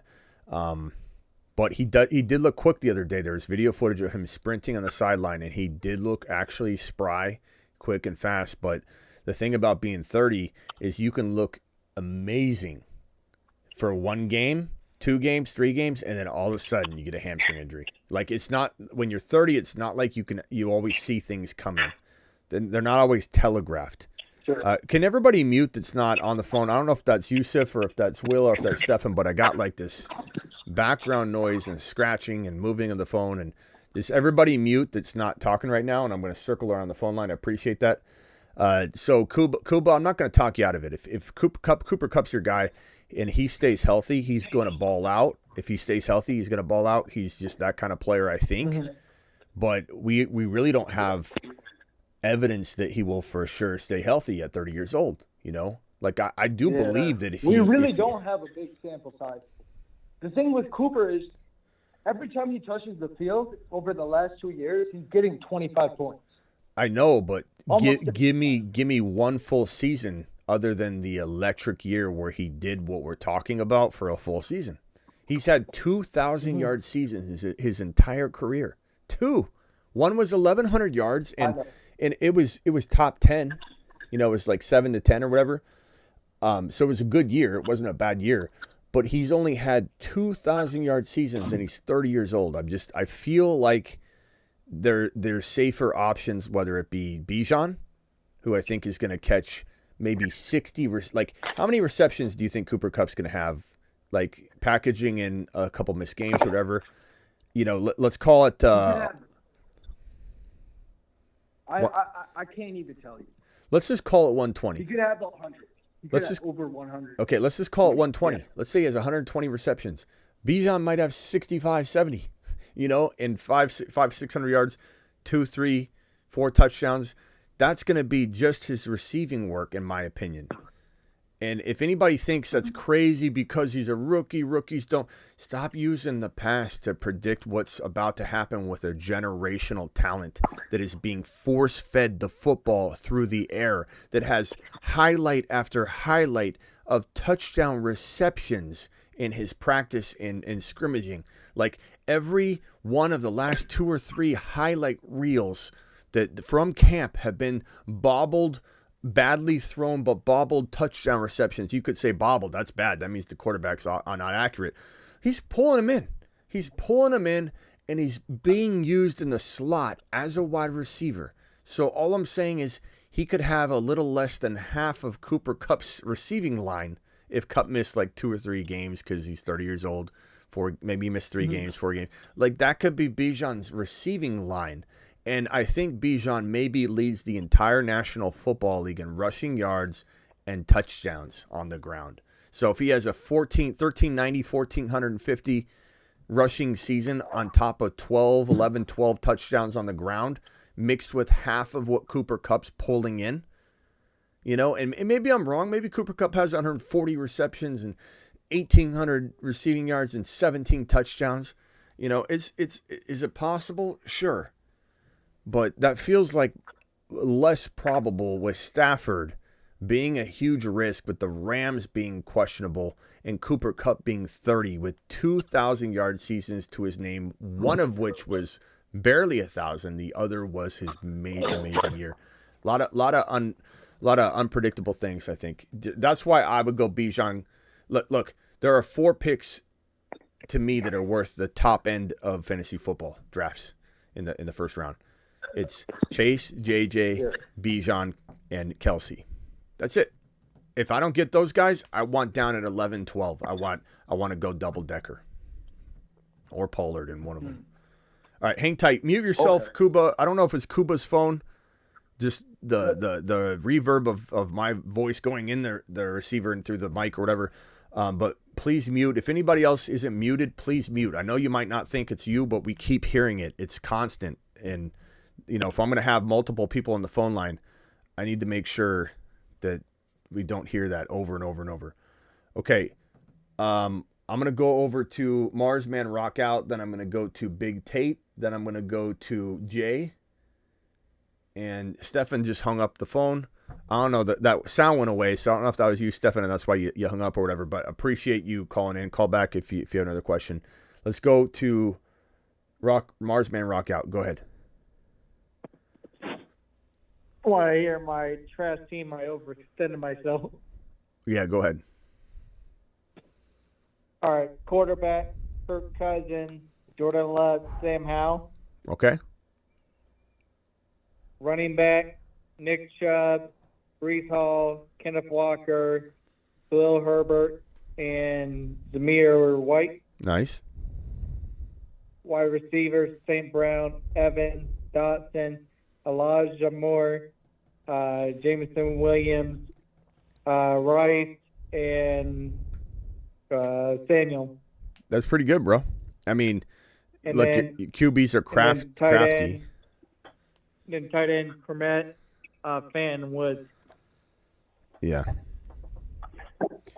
Yeah, I've been working on we built this MIDI on graveyard shows. I've been working on that, the animation, so don't worry.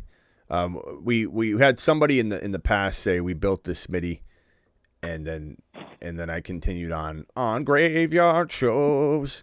So we'll create a little animation on that, don't worry. But Stanton's chanting it in the chat. We'll make an animation for it, don't worry. Don't you worry. Good team, though, Rock Out. I like it. Anything else you want to add on Bijan? Running back 1, 1.1, 1.2, 1.3?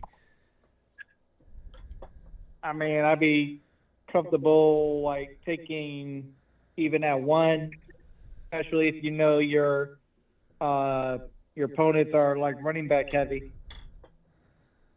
Yeah. Yep. But also, I keep liking Dotson more and more every day. Yeah, Dotson feels like a smash in round 6, 7. It just kind of depends where you can get him. Real quickly, I have Jordan saying, can I re-up my membership on iOS? I don't know. I mean, you got to do that through YouTube. I don't have any support to re-up the membership. But let me give you the link, and that might be all you need. So here's the link. YouTube memberships, that might be just what you're asking for. If anybody wants to become a YouTube member, click this link right here. This is a YouTube membership link. It's also on the YouTube app. If you click on memberships, it'll be right there. But Jordan, if you do re-up, it'll show it on screen here. So that'll be awesome. We'll see it right here live and in person. I appreciate you, my guy. 4 Horsemen, I got a request for the 4 Horsemen video and a request for the Bijan video. So here's the 4 Horsemen, which is such an interesting video because it's absolutely, you dropped your email. Peach, I don't think it shows email addresses. YouTube automatically blocks it. So, but yeah, don't drop any personal information in the chat, but it blocks links and email addresses, I believe. So I don't think anybody even sees your email. What was I saying? Oh, so this 4 Horsemen video, it's so hard to make videos with this many players in it. Webbs, appreciate you subscribing to the channel. I don't know if that's comma. Appreciate you. No, the comma's YouTube name is Jordan, Morris. That's not it. We'll see you come through. But it's hard to make a video with this many moving parts. Like, real quickly, even the tripod. The tripod, likened to pyramids in ancient Egypt, consists of drafting either Joe Burrow or Jalen Hurts with one of Hall, Gibbs or Bijan, and one of Olave, Watson, Wilson, or Chase. So even that video was Hall in round 3. It's like one thing happens and then the video is like hard to completely lock in and say that, follow this video to a T, because then I got to like preface, okay, but except for Hall, because he's going around 4 or 5, take advantage of that. Same thing with the 4 Horsemen. The 4 Horsemen, drafting Chase in round 1, Hall in 2, Burrow in 3, London in 4, try Gibbs in 3, Burrow in 4, Wilson in 2, no problem. Combinations of these monsters will give your league mates nightmares, especially Bijan 1, Olave 2, Burrow 3, and Gibbs 4. Don't lie. You just made an oopsie in your pants, didn't you? Ride for horses at the same time, the 4 Horsemen. So, like, even that right there is hard to redo. You guys don't know how much waking hours and blood, sweat, and tears go into something like that. With that many moving parts, it's impossible to like redo that every week. And so even the 4 Horsemen, Joe Burrow and Gibbs flopped, and now Gibbs is round 3, Burrow is round 4. But this is still the most beautiful 4 horsemen, or put Fields in this 4 spot. And same thing with the tripod. The tripod, likened to pyramids in ancient Egypt, consists of drafting either Joe Burrow or Jalen Hurts, with one of Hall, Gibbs or Bijan, and one of Olavi, Watson, Wilson, or Chase.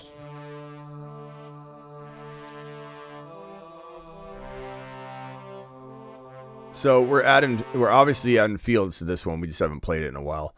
But like, it's really hard to redo the audio on this and stuff. So just know that when we play some of these amazing ones. Breece Hall is another one where it's like he's 8 foot tall. Don't hesitate to draft him in round 3.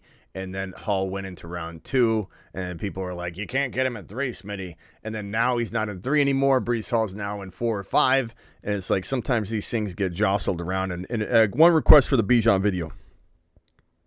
Hi, my name is Bijan Robinson. I like long walks on the beach. And, well, I also like scoring. The tripod, likened to pyramids in ancient Egypt, consists of drafting either Joe Burrow or Jalen Hurts, with one of Hall, Gibbs or Bijan, and one of Olavi, Watson, Wilson, or Chase. All right, I had to replay that because I put Fields on the right screen. Okay, let's go on over to, if everybody could stay muted unless you're talking, let's go over to Big Tate. Then we're going to go over to Jay, and then over to Fitzy, and then we'll cycle back around everybody, and then I might actually get out of here. So, Big Tate, you're live, pal. What's up, Smitty? How you been, man? Oh, I'm good, bro. I'm tired today, so I'm probably going to head out here in a minute. Maybe minute Sounds meeting, good. 15 I just wanted minutes. to call today and talk a little draft strategy. So I'm picking 9. Our league used to be 12 people, but now we lost 2, so it's 10-man this year. So I'm picking 9th out of 10. And the league is 1 quarterback, 2 running back, 2 receiver, 2 flex. So I was wanting to see best way to tackle the situation, best way to deploy in the draft. So I saw your Kelsey video earlier. I saw your double-decker video. So I was wanting to see, obviously I heard how your concerns with Diggs earlier on in the offseason, but I wanted to see what do you think is the best strategy to deploy here? Obviously, it's how the board falls, but what's your favorite strategy going into picking 9th this year? 9th is a tough spot to be in, but it can also be very rewarding. If Kelsey or Bijan fall, obviously Kelsey's probably not going to fall, but Bijan does fall there a lot. The problem is it's like 8. Whenever I get the 10 pick, he goes 9. Whenever I get the 9 pick, he goes 8. So definitely feel like, Bijan's like iffy there. So once Bijan's gone, who's my number 3 overall player, or number 1, depending on if it's running back heavy that I'm thinking, or I take him as the RB1, obviously. You guys know that by now. St. Brown, Garrett Wilson, if Hill or Kupp are there, you have a dilemma because they are very intriguing there. I tend to lean Garrett Wilson at number 9. I think he could be the number 3 wide receiver in fantasy football 2023. I truly believe that. I don't see how people think that's crazy at all anymore. Some people do. But give me Garrett Wilson at 9 very comfortably if Bijan and Kelsey and let's say Tyreek Hill are gone. Even if Kupp were there, I understand why somebody wants to go Kupp. And I even said earlier tonight that I would go Kupp in one league and go Garrett Wilson or whoever, St. Brown, in the other league. Well, I certainly couldn't just continue drafting Kupp. Even if Kupp fell to number 9 and I had 3 leagues that I was picking at number 9 and Bijan was gone, Kelsey was gone, and Kupp was there in all 3, I couldn't draft Kupp in more than one of the 3. No way. No way. Even if I had 4 leagues, I would only draft Kupp in one of those leagues. I would not take Kupp in 3 or 2 of them. I would take him in one of those 4 leagues. Even if I had 5 leagues at number 9, same exact scenario, 1. 1 draft. I do not want to tie everything to a 30-year-old player that's had a torn ACL, a tightrope surgery where they insert which happened to Pollard too, but Pollard's younger, they insert that rod through both the fibula in the ankle, and they basically just insert this rod in there, and it's successful. But he's 30 years old, and I feel like he had a little bit of a struggle bus recovery with it. But he seems quick and speedy now. But hamstring injuries, soft tissue injuries on a 30-year-old player, it's very common. He's got a pretty big injury history. Yeah. So I heard you talk about Diggs earlier in the off season. Are you just staying away from Diggs this year, or because when I did most of my mocks, Diggs always fell to me at 9. So that was the one that I'm always like, should I take Diggs or should I go a different route?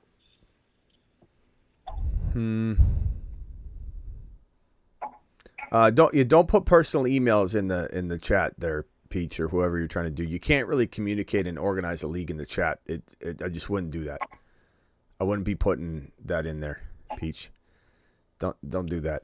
Not to mention, like, I definitely wouldn't do that. What's I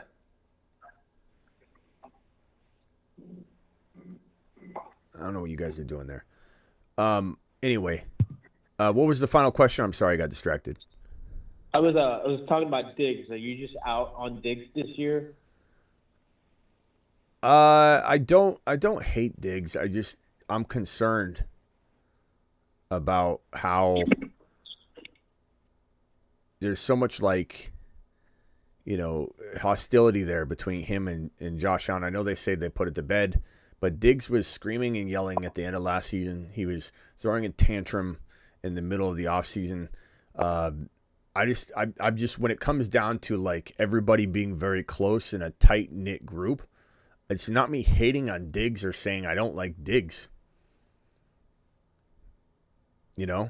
It's not like I hate Diggs at all. It's just when it's a tight group, and I think Garrett Wilson's going to be the number 3 wide receiver, I'm going Garrett Wilson.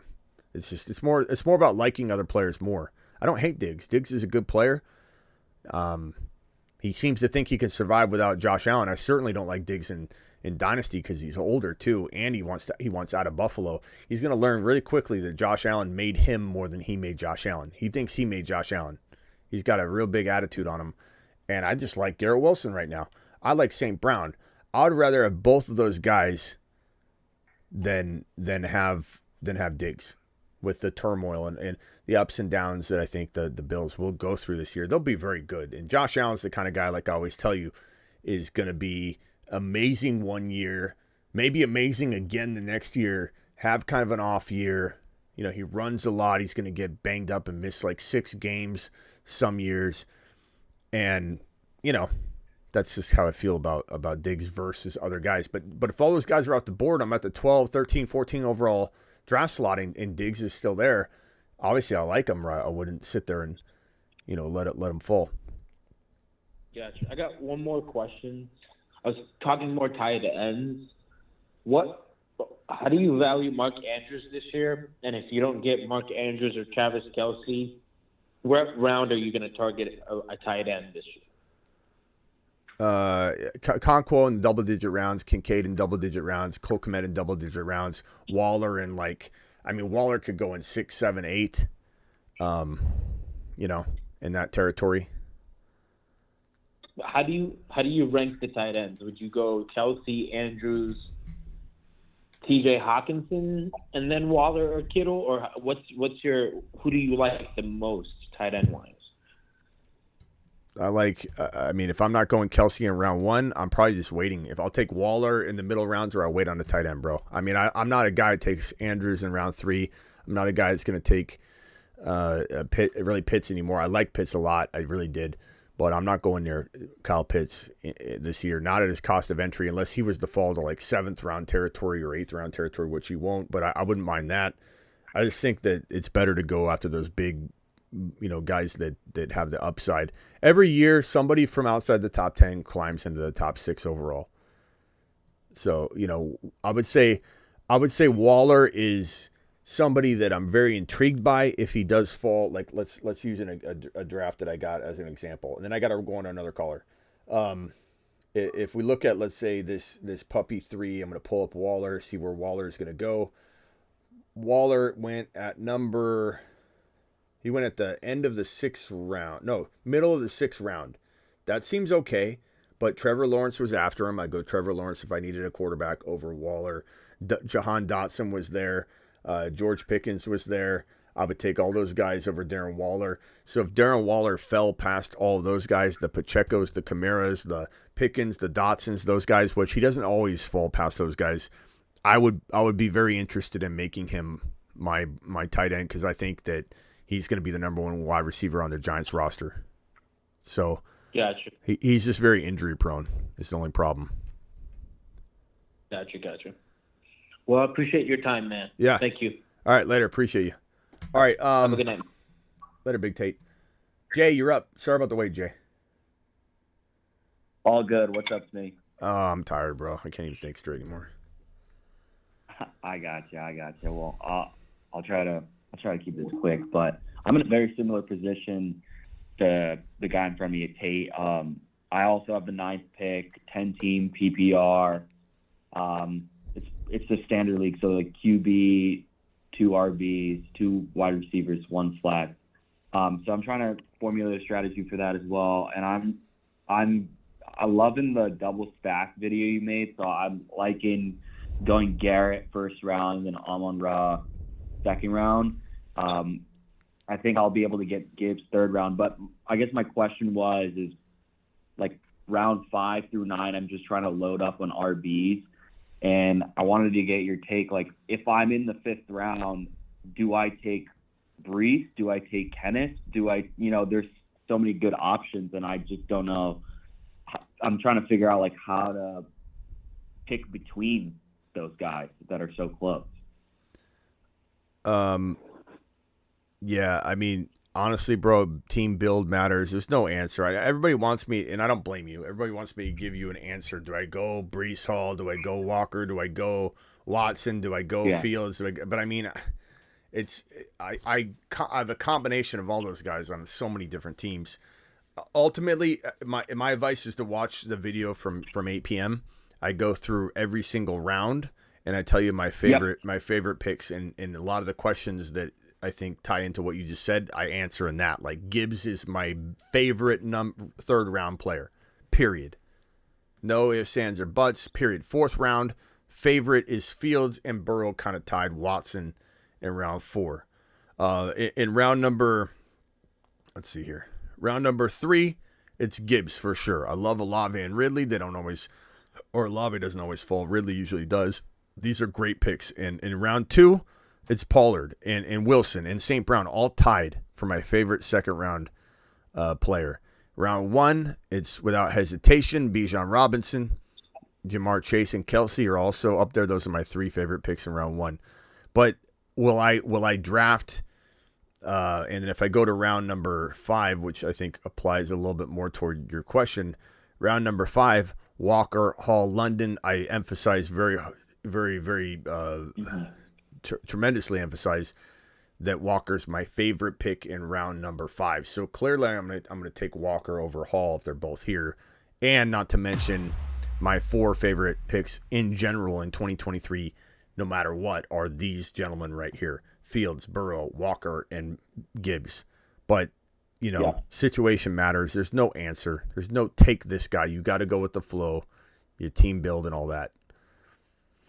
No, that's totally fair. I appreciate it. I'm just really trying to figure out my build. Like you said, it's super important. And I just doing mock drafts, I'm really liking going wide receiver. I'm all in on Gibbs, so I'm loving your take on that. And your take has definitely informed my opinions as well, of course. So Garrett Wilson, St. Brown or Garrett Wilson, and one is great if you got a late 1st rounder. And then the other one in round 2 or Pollard. I'm not saying I cement that in. I'm just saying I tend to draft that. If I've got a late 1st round pick, it's Garrett Wilson, St. Brown, or it's Garrett Wilson, Pollard, or it's St. Brown, Pollard, or if I think Pollard will go, depending on the suggested rank. And I think people get influenced by that. If Pollard's low, I'll let him slide. But I'm all about Pollard and St. Brown. Pollard and Garrett Wilson and St. Brown and Pollard, whatever.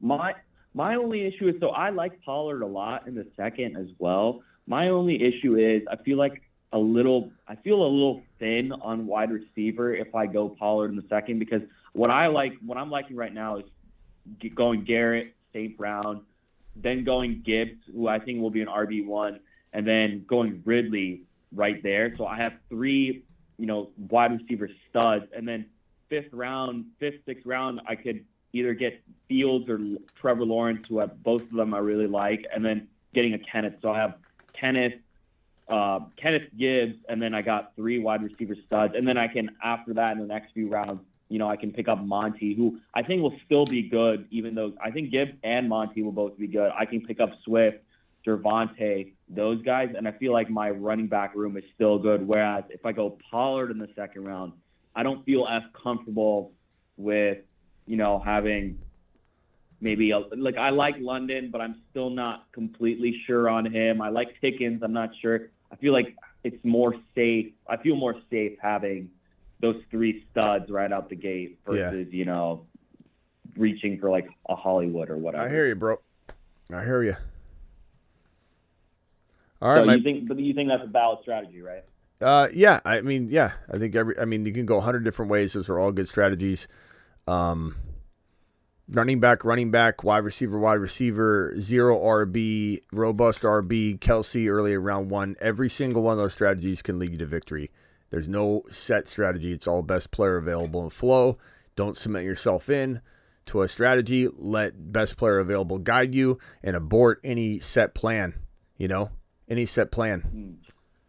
And for whatever, I don't know what this guy's saying in the chat. Like, bro, I'm looking out for you guys. I'm saying don't put your email in a live chat with hundreds and hundreds of people in here.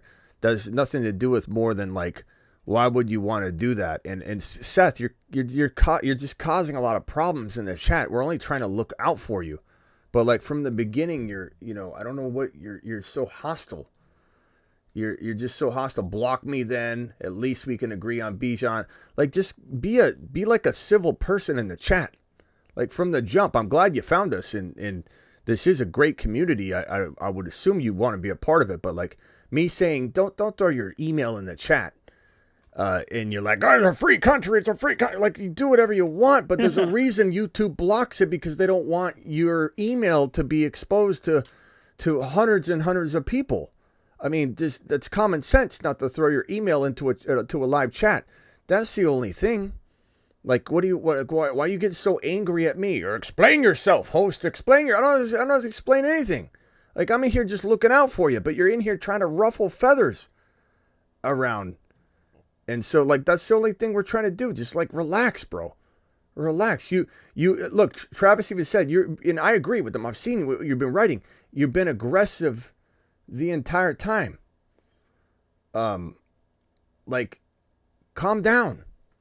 That's all anyone's asking. No one's saying they want you out or we don't want you to be here. But like, literally, you're pushing back and ruffling feathers the entire time. You're just trying to, like, this is the way it is. That's a stupid league. You get 8-man.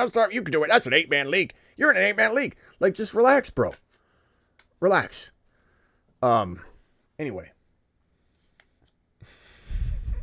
I just don't understand. Yeah, I'm not sure what he's. All right. Hey, I gotta run, Jay. I can't even pay attention anymore. I'm so zonked and tired. All good. Call in tomorrow. I'll call again later, whatever. Yeah, call in tomorrow when I'm a little bit more coherent. Do you have a simple question other than the whole long drawn out one? Like, is there a certain player you want to hear about real quick before I jump? Yeah, I have a really simple question. Is it crazy that I'm thinking about having Higbee or Chig as my starting tight end? Higbee or Chig? No, I mean Chig, Okonkwo, and Kincaid are my favorite duo. That's my favorite duo. They're both outside double-digit rounds. They're both outside the top 10, and they both have the best capability.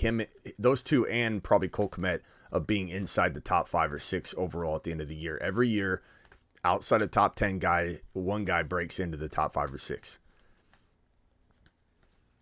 Okay. Yeah. All right. I appreciate your time, man. All right. Later, Get pal. a good night's sleep. All right. Peace. Yeah. Yusuf, final thoughts. I got to get out of here. So 30 seconds, Yusuf. Nothing big. I can't even focus anymore. It's all right. Smitty, I just wanted to say I've been watching you for a while, And normally, I watch every day. I just want to say, normally when you listen to the same stuff, you get bored of it, but I don't get bored watching you, bro. You're the best. I appreciate that. Those kind words. You're the man, Yusuf. We'll see you tomorrow. All right, Smitty. See you. Later. Will from the Bay. Final thoughts, bro. Keep it quick because I can't concentrate. I'm zoned out. I just want to say basically the same thing, man. Thank you. You're excuse me. You're the man. And actually, if I could, do you think Allen and Cook would be a good, like a little double pair up in the 2nd and 5th round? Who? Name it again. Josh Allen and then James Cook. James Cook in what round? Well, don't quote me on the round. Whatever round it is, like 6th, 7th round, whatever. Yeah. Let me see where Cook is going. He went in this draft. He went 75, so like 7th round. Well, I don't hate that. I don't hate that. If you like James Cook, bro, I'm indifferent on. Hey, Jimmy 44, if you could mute. I don't know what you're doing over there. And hold on one second. 702 caller. Who is this and where are you calling from? What, Schmitty? Is this Reebok? Yes. Reebok, what's up, my guy? I'm sorry, I saw you calling in. I didn't know that was you, but I was trying to close the phone line down, but I didn't know that was you, so I would definitely answer for you. Hold tight, Reebok. I'll come around in a second. Give me 1 second. Let me just help Will. Will, I don't mind him. I'm indifferent on James Cook. I'm not against him. He's not a bust by any means. In my mind, I just don't trust the usage of the RB in Buffalo, and I'd rather just grab players around his ADP, like example George Pickens. JSN sometimes falls to that territory. Hawkinson's been going like at the end of 5. That's an interesting pick. Kenneth Walker went literally about 1 round apart from James Cook. So it just feels like he's climbing a little too high for me. And the other RBs that are available right now that I like better, Javonte. In this particular underdog draft, Javante's available right now. Cook just went off the board. Kamara and Swift are both on the board. Pacheco's still on the board. So all of those running backs scream, take me over James Cook, and I could be wrong on that. Again, I'm not trying to suggest that James Cook couldn't earn that value. Kuba just left. Kuba, I appreciate you calling in. I just take every single one of those RBs before Cook. So me not drafting Cook doesn't mean I hate him. It just means I love literally 5 or 6 RBs better than him whenever he's going to get taken. That's all. So give me Josh Allen and one of those guys. That's all I'm trying to say. Yeah, I think Swift, I definitely, and then Williams in the Sean Payton offense is going to be good. But anyway, hey, thank you, man. You're the best. So. Hey, and not to mention, stacking does you zero good in redraft in terms of like that kind of stuff. I know it feels fun, and I definitely stack Joe Burrow and Chase all the time, and that's more. That offense is so potent, and they literally will rarely ever miss that it makes sense to do the stack. Like that's when the stack is important. Or Diggs and Josh Allen. You believe in the offense. If you believe in Josh Allen, then that stack's fine. So stacks can be good, and it doesn't necessarily mean it's worthless. It could be that you're stacking that offense, and your mindset is the offense, not necessarily that you're getting some sort of advantage in those two necessarily. It's like you're betting on the offense. But anyway, I appreciate you, man. Call in tomorrow. Right. When I got a little bit more. I'll definitely call in. But also, just to say on what you just said, I agree. The only thing is the running back and since Josh Allen's basically like a running back, I was basically thinking he gets some rushing touchdowns, Cooks gets the rest. It's basically like an extension of the quarterback kind of thing. I hear you. All right, bro. Anyway, thanks, man. Thank you. Appreciate you. All right. What's up, Reebok? Hey, I just want to spread the information about Mingo. Yeah. He ain't showing no effort. He's giving up on plays. Ooh. It don't look good. Yeah. Mingo's he's an interesting player because he's got a lot of talent, and he reminds me of a baby poor man's A.J. Brown. I would never call him A.J. Brown, but just his style of play, very similar in terms of like what he could become if all things went amazingly perfect. But it sounds like, and we haven't heard a lot of hype from him. You know, we've heard that he was a starter essentially, right? But this is a very, very like watered down wide receiver room. Thielen's getting older. I still have faith that he could potentially become something, but you haven't really heard me hype him lately. We made that Mingo animation a while ago. I even didn't have room on my board here. I've got a board here. I'm on my own board hop here on my own phone line. I'm on my own answering service. And I got a board full of, let's see, 1, 2, 3, 4, 1, 2, 3, 4, 5, 6, 7, 8, 9, 10, 40, 80, 90 buttons right here in front of me. And I have second pages of the buttons. And I couldn't really keep them on here. I had so many things I got to press. And that kind of tells me that I don't believe in a player quite as much right now. I could change in a heartbeat because I removed them from like a string of 90, 110 buttons.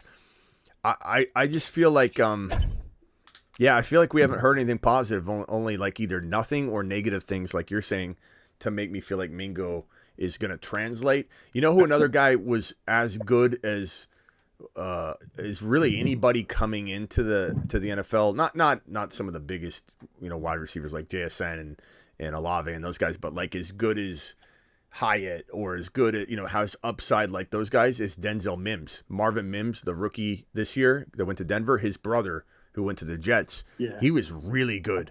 Marvin Mims was a good college football player, and he just he couldn't deliver. N'Keal Harry, I loved N'Keal Harry. I missed on N'Keal Harry so hard.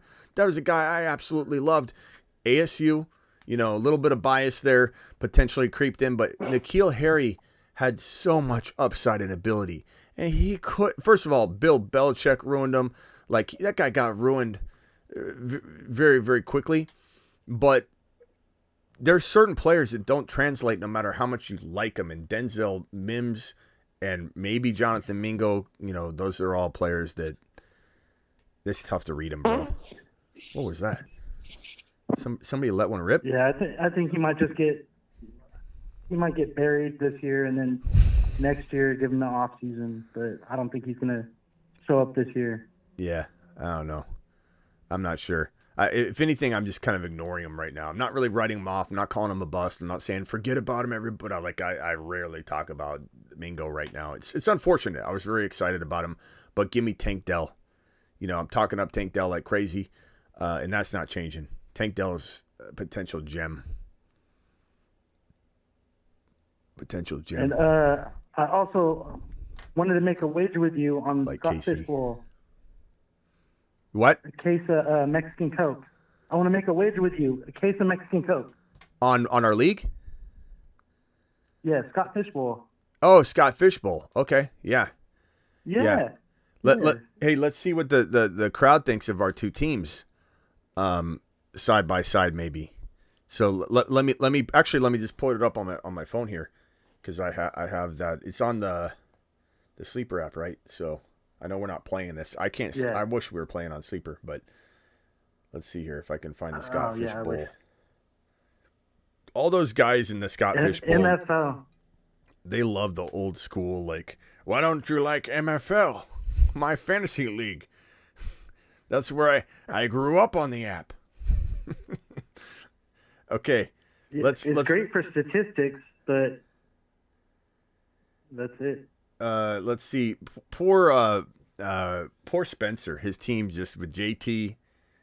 It took a little hit with that situation, but we saw that potentially coming. It was Spencer just, he took JT. This guy Spencer loves JT. Took JT and then took his shirt off right after. Just confidence of this kid. He's slender kid. Drafted JT. I mean, what's Spencer, like 28 years old? 20? I don't know how old he is. I call him a kid, but I don't know how old he is. But he drafts JT and it just takes his shirt off. He's like, let's see here, Reebok's team. All right, I want the honest truth. Whose team is better, Reebok's or my team? Okay? I want everybody to vote in the chat. Don't vote until you see both our teams. I want to know whose team is better. Be honest. Here's Reebok's team. He's got Hurts. This is a super flex. It's tight end premium, right? Tight end premium, running back, bonus points carry. Yeah. It's a weird format. And kickers, we can't even. Let's forget about explaining kickers because we don't even understand how that's going to work out. It's got weird kicker scoring. 3.3 points per PAT. Yeah. That's a tough one to like even. Okay, so everybody, let us know what you think. It's tight end premium. I think half a point, right? Half a point more for tight end premium. No, it's a full point for a catch and a full point for a first down. Okay, so tight end premium through the roof. Okay, so Hurts, and there's 0.25 per rushing attempt. Okay, so everybody got that. It's a really crazy thing. Well, okay, we'll put a poll up at the end. Hurts, Najee, Miles Sanders, Diggs, Adams, Mike Williams, Conklin. I think, no, I don't have Conklin. Hurts, Najee, Miles Sanders, Diggs, Adams, Mike Williams, Conklin. Your bench, I don't know if we need to get too much into the bench, but we'll show it. You've got, I'd say it's a slender bench. Marshall, I like Taysom a little bit. Patterson, Dobbs is nice. Burks, injury prone. Tannehill. So your bench, I would say your bench probably is, I would think you would admit a little bit light, but like maybe mine is, I forget because it's such a big roster. Okay, so Hurts, Najee, Sanders, Diggs, Adams, Mike Williams, Conklin, Brian Robinson. All right, let's go to my team. This is for a case of Mexican Coke. Who's getting the case of Mexican Coke, Smitty or Reebok? Here's my team. Justin Fields, and again, 0.25 per rushing. We both take a huge advantage in that column for our running quarterbacks. Barkley, Gibbs, Debo, Watson, Pickens, Kmet, Kenneth Walker, Charbonnet. Love is my super flex. Moody, I might have to replace him depending on how he does. The bench I feel is pretty decent. I've got Zay Flowers. I've got Kamara on the bench. Like Kamara goes into my flex spot, into that Charbonnet spot.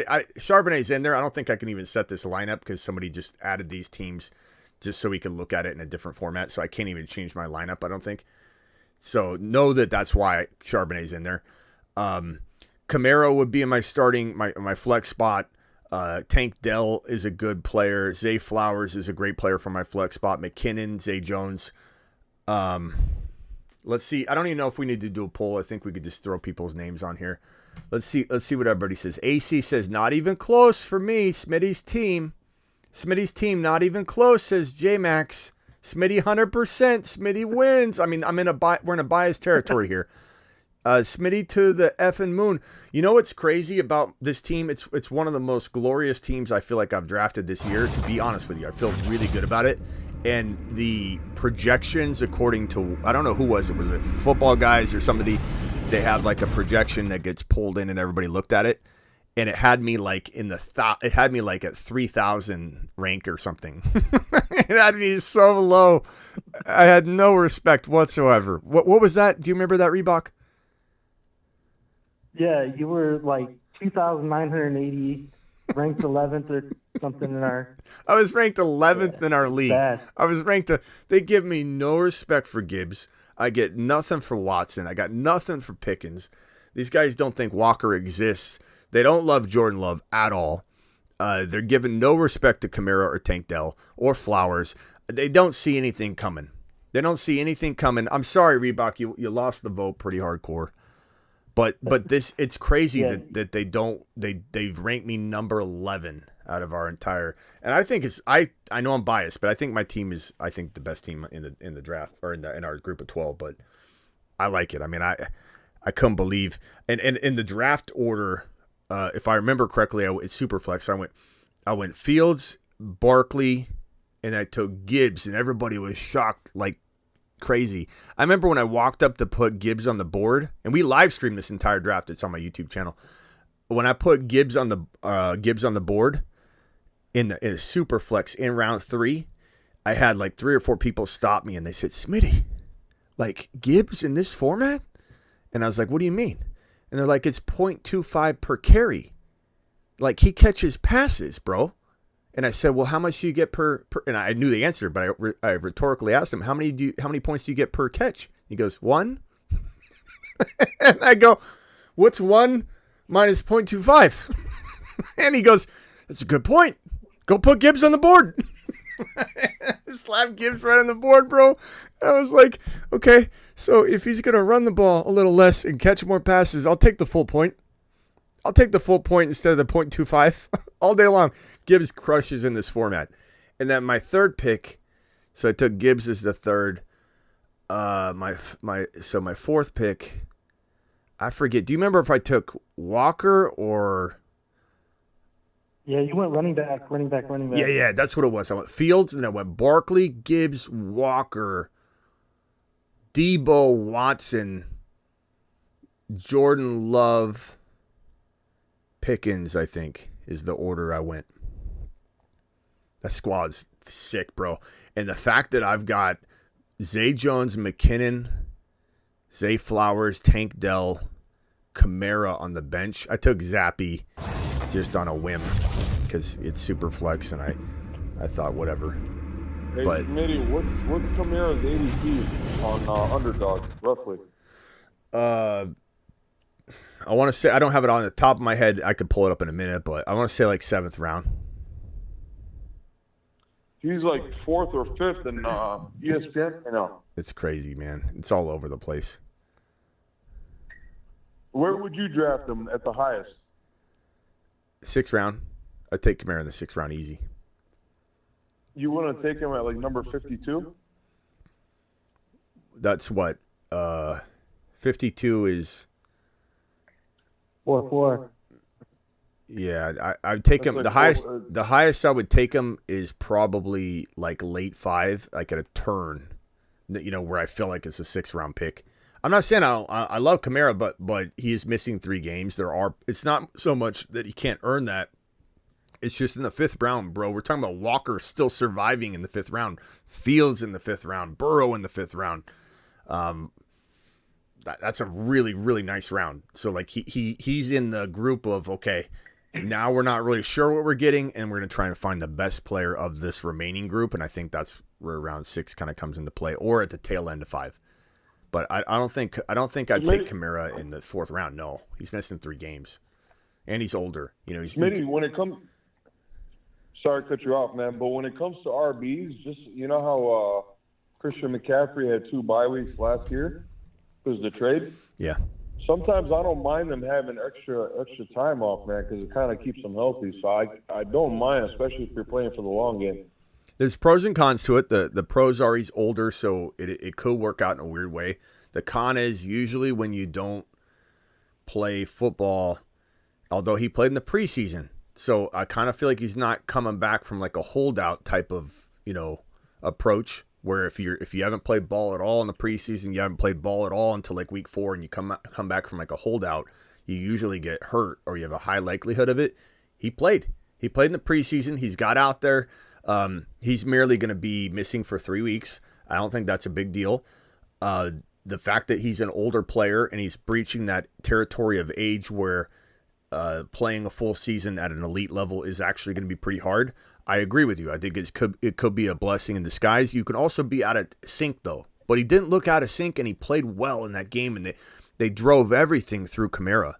Like, it was that drive, Kamara was the guy. They used him like the Kamara of old, and he looked powerful and decisive. And I truly believe we're going to dominate with our Kamara shares that we've been pushing all offseason long. I think Kamara is a phenomenal asset for anybody that took him in steal territory. Now, where he's going now on ESPN, 4th round, I don't know that I can get behind that. I just think there are too many players I like better, like Walker. I take Walker 100 times out of 100 over Kamara. But I love Kamara at the value that I got. Yeah. Yeah, I mean, he's missing. Cabernet? Well, yeah, I mean, cuff him. You got to cuff him. But you have a top potential 5 running back right there, in my opinion. I mean, bro, you act shocked. Is this Jimmy 44, by the way? Because I don't know It who's. is. Okay.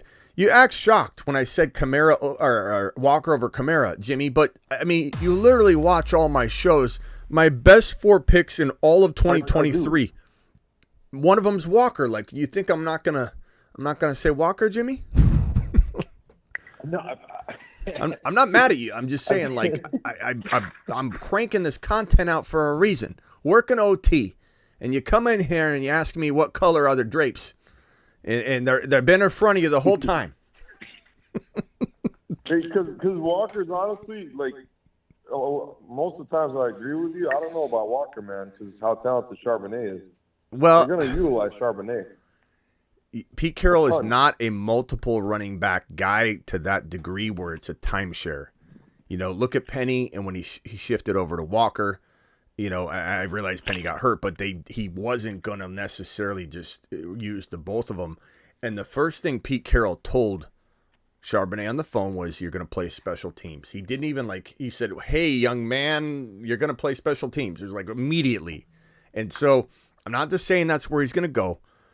I'm just saying there's a big overreaction, bro, of people saying Walker's going to vanish. He's a top 1 to 5 running back talent-wise.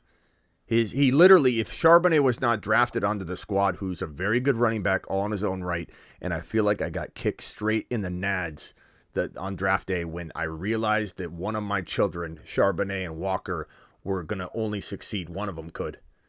Only one of them was going to up to space. I got the bad news on draft day that there was a one-man shuttle left to go to the moon, and I could only stack them in together, one on top of the other in the shuttle. They couldn't take separate seats, and that was hard to adjust, right? But that doesn't change anything. No one's taking Walker's job. He's a top 1 to 5 running back. No one's taking Breece Hall's job. He's a top 1 to 5 running back. But don't you think that it's because if they use it's a high draft capital that they use on Charbonnet. Jimmy, you're not hearing me, Jimmy. I appreciate you, but you're not hearing me. Walker is a top 1 to 5 running back.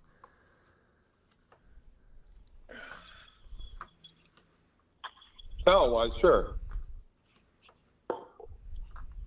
And the handcuff, gives you that security. If Walker were to go down, guess what, Jimmy? Charbonnet is a top 10 running back. Guess what? Seattle runs the ball and is going to run the ball amazingly. Pete Carroll's probably not going to divide this thing up to that degree. Walker's job to lose, he will not fail unless he gets hurt. If he gets hurt, Charbonnet to the moon. Charbonnet's the most important handcuff in fantasy football. And if you draft Kuba, I don't know why it's not letting me add you. I'm hitting add, and it's like literally not bringing you into the... It says you joined. I don't know. Mute yourself if you're there, Kuba. But anyway, if you don't grab Charbonnet and cuff him to Walker, you missed. Hardcore. You just literally punted your ability to smash everybody to pieces if Walker goes down and gets injured. You have to cuff the two of them. But, bro, you cuff the two. Why are we arguing about Walker and Kamara, who's out 3 games, bro? And he's an older player. Like, come on. Come on, bro. I appreciate you, Jimmy, but this pushback ain't working. I mean, Walker's a monster. All right, let's go to another topic. Do you think... I got you. Do you think that Calvin Ridley... Damn, Holmes or Calvin Johnson. You think Calvin Ridley's second round is too high right now? He's more third across most platforms. If there's a place he's going in the second, like ESPN, it's deserving. And no, I don't think it's crazy. There's some risk to it. Hey, Jimmy, aren't you the guy that kept telling me that Rachaad White was a... Weren't you the one that told me Rachaad White was a 30 overall player? No wonder you're not letting go of this Kamara versus Walker. I was having I don't know, a relapse of that moment. But it's okay. It's okay, Jimmy. Jimmy, you are a stubborn man. You are a stubborn man. Do you get told that a lot? Do you get told that everywhere you go? I do. You do. Yeah, I bet, and I mean this. I mean this with no disrespect. I'm not talking bad about your mother, your mother or anything. But was your mother very stubborn, or is she very stubborn? I bet you get that in the family. I bet you anything. There's no convincing your family members or something. I bet you anything. You know what I can convince you of, Jimmy? That this shirt is maybe one of the most unbelievable shirts you could ever own in your life. It's the T-Law Milk Law Dog shirt. And on the back, it has the Grindhouse and the Fantasy Football Show logo. And on the side, it says Grindhouse. And on this side, it says the Fantasy Football Show logo. These will be, I'll announce when these and how these are going to go out. These will probably be given away with the purchase of like a Grindhouse hoodie or something with a certain promo code. So hang tight on that. But anyways, Jimmy, I appreciate you. I got to go. I said I was going to go like an hour and a half ago. So I got to get you off the phone line because you won't stop talking. I know you. I know you. Very, very quickly, who would you take first, Calvin Ridley or Gibbs? Ridley, because you're probably going to get both of them more likely. But like push comes to shove, I can only pick one. Give me Gibbs. All right, got to go, Jimmy. Call in tomorrow. See ya. All right. Oh, man. I don't know why he wears me out more than almost scared Scott. I forgot that he was the one that told me, like, he would not accept that Rachaad White was not a top 30 overall player. And I was like, even if he is, like, draft him later. He's like, Smitty, you're not going to tell me you're not going to draft Rachaad White in the 30 or 40s, whatever it was, because ESPN has him, blah, blah, blah.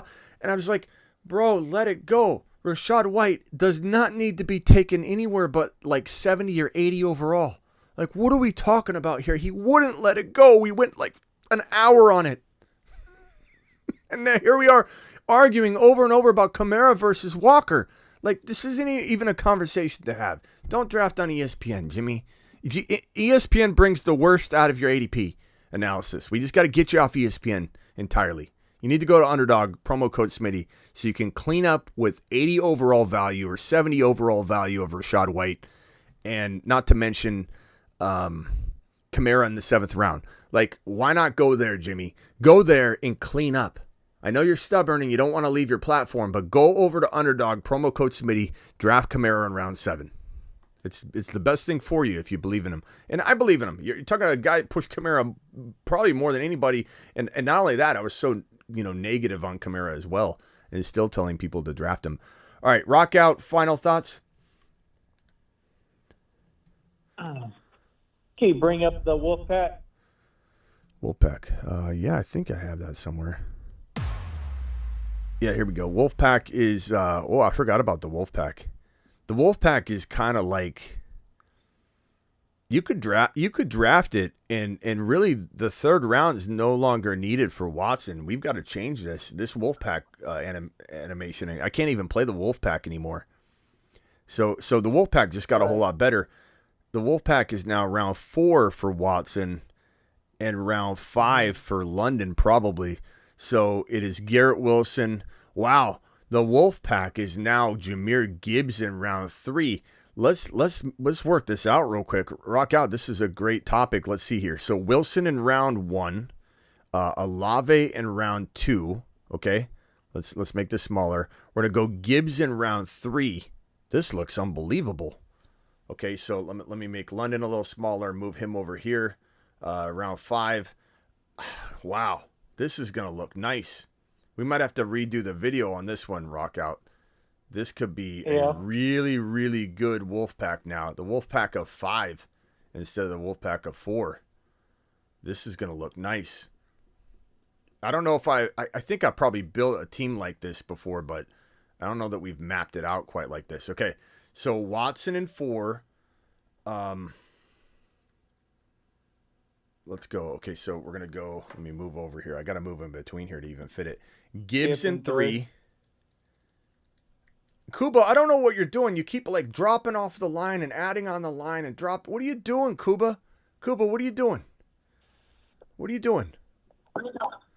Yo. Kuba, what are you doing? You've been calling and hanging up, calling and hanging up. I put you on the phone line. You hang up. You get on the phone. Like, what are you doing? You're hanging up on me, Smitty. I don't know if it's your phone or what, but I keep adding you like every 4 or 5 minutes. All right, hang tight, Kuba. I swear. Okay, I believe you. I just was wondering what the heck you're doing back there, bro. Okay, here we go. Hold on a second, Kuba. Hold on, Kuba. Hold on. All right. Hang tight. I'll give it my time. Don't hang up. going to hang up. I know he's going to hang up. Blame Let it me on know. me. What? What? Let me know when I'm ready. Okay. I need to grab a Gibbs graphic. Hold on. Let me hit the Marsman list. He's on a shuttle to Mars. Marsman. Load. Oh, this looks killer, bro. This looks killer. Does anybody love this combination here? So this is the new Wolfpack. Because we had a dip in value. Watson was climbing into 3 for a while. And we didn't really love paying that. And the Wolfpack was fun. But this right here. Garrett Wilson in 1. Chris Olave in 2. Jahmyr Gibbs in 3. Watson in 4. London in 5. And I don't even know if I like London in 5 as much as like throw Fields in there. I don't know that we have to stick to wide receiver. It was a wide receiver driven pack. But I kind of feel like let's put Fields in there and then just call this the Wolfpack and call it a day. I don't think it has to be. We already got Gibbs in there. We don't need to necessarily get crazy and say it has to be wide receivers. This is the new Wolfpack right here. The Wolfpack of 5. This is. Can I get a vote of 1 to 10 on a scale of 1 to 10, 10 being the best, 1 being the worst, or 0 being the worst? If this is a team you can get behind. Garrett Wilson, Olave, Gibbs, Watson, and Fields. Mm-hmm.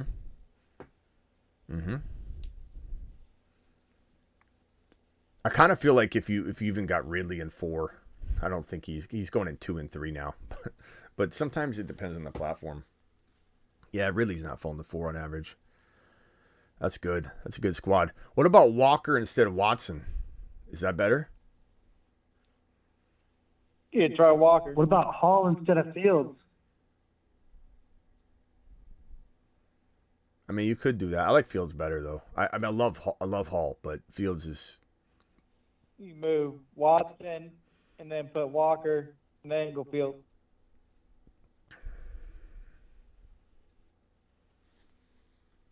We've got a lot of 9s and 8s though. People love this. 9.8 from Rockout, who's on the phone here. Sir says 8. Comma says 9. Does anybody move it up even more if we put Walker instead of Watson, or are we liking Watson there? That's a good crew right there. Reebok, what do you think? Walker. Reebok, what do you think? So Wilson, Olave, Gibbs, and Fields, and who should be in the 4th round? Watson or Walker? Walker. I like Walker too a little bit better. Walker for sure. Solidify your wide receivers and your running back and your QB. You basically got your starting lineup almost approved. Let's try it out. Walker. Let me put this as Walker. And where am I going to grab my Walker graphic? I guess I'll go to the Moon Men. The Moon Men, dropping loads in outer space.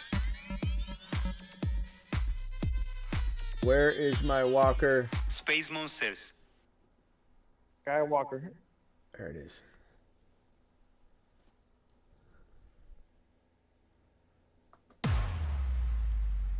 Okay. Yeah. That looks smooth. Woo! Doggy. That is the team right there.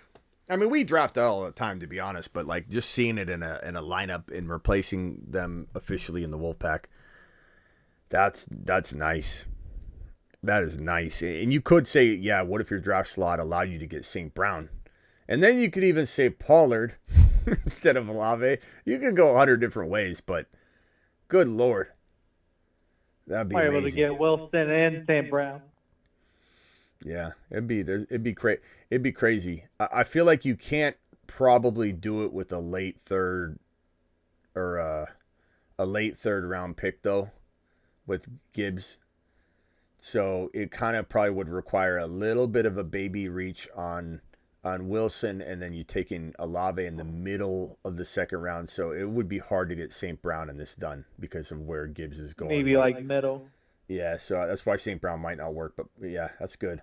I like it. Johnny with the super chat. Johnny, he says, go. Appreciate you, Johnny, for dropping that super chat wad on screen. Thank you very much. Let me see if I've got any other supers that are out there. JP, I'm sorry. Are you still here, pal? JP says 10-man granny PPR.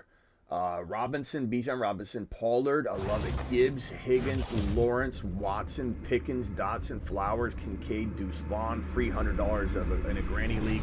I concur. And I think this is, if you're going to go late wide receiver shopping, you go Bijan, Pollard, Gibbs, 3 straight RBs, robust RB, Higgins and Watson and Pickens and Dotson. You can't do any better than that. So you did a great job, JP. I'd say 8 out of 10 minimum in that particular draft. So great job. All right, rock out. We'll see you tomorrow, pal. Later, bro. Travis, let's go to Kuba real quick. Kuba, what can I do for you? Hello? Kuba? Hello? Please wait for Smitty. Smitty, talk to me. Please state your name. Kuba Waterman. Please hold. Smitty, talk to me, baby. Please hold for Smitty. Okay, fine. I'll hold. Hey, what's up, Kuba? You're live. Kuba, you're live. What can I do for you? Smitty. What's up? Sorry, I had you on the phone service hold music thing. What's up, man? No, it's fine. 1 second.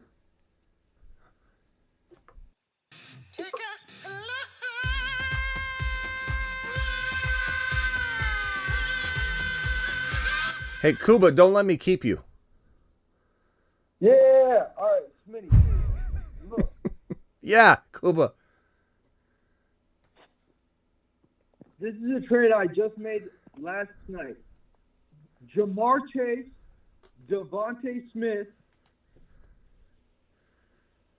for Justin Herbert and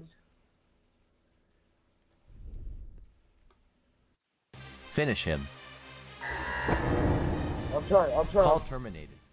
I just can't. I can't. There's only so much I can take. It's Kuba, don't get mad at me, Kuba.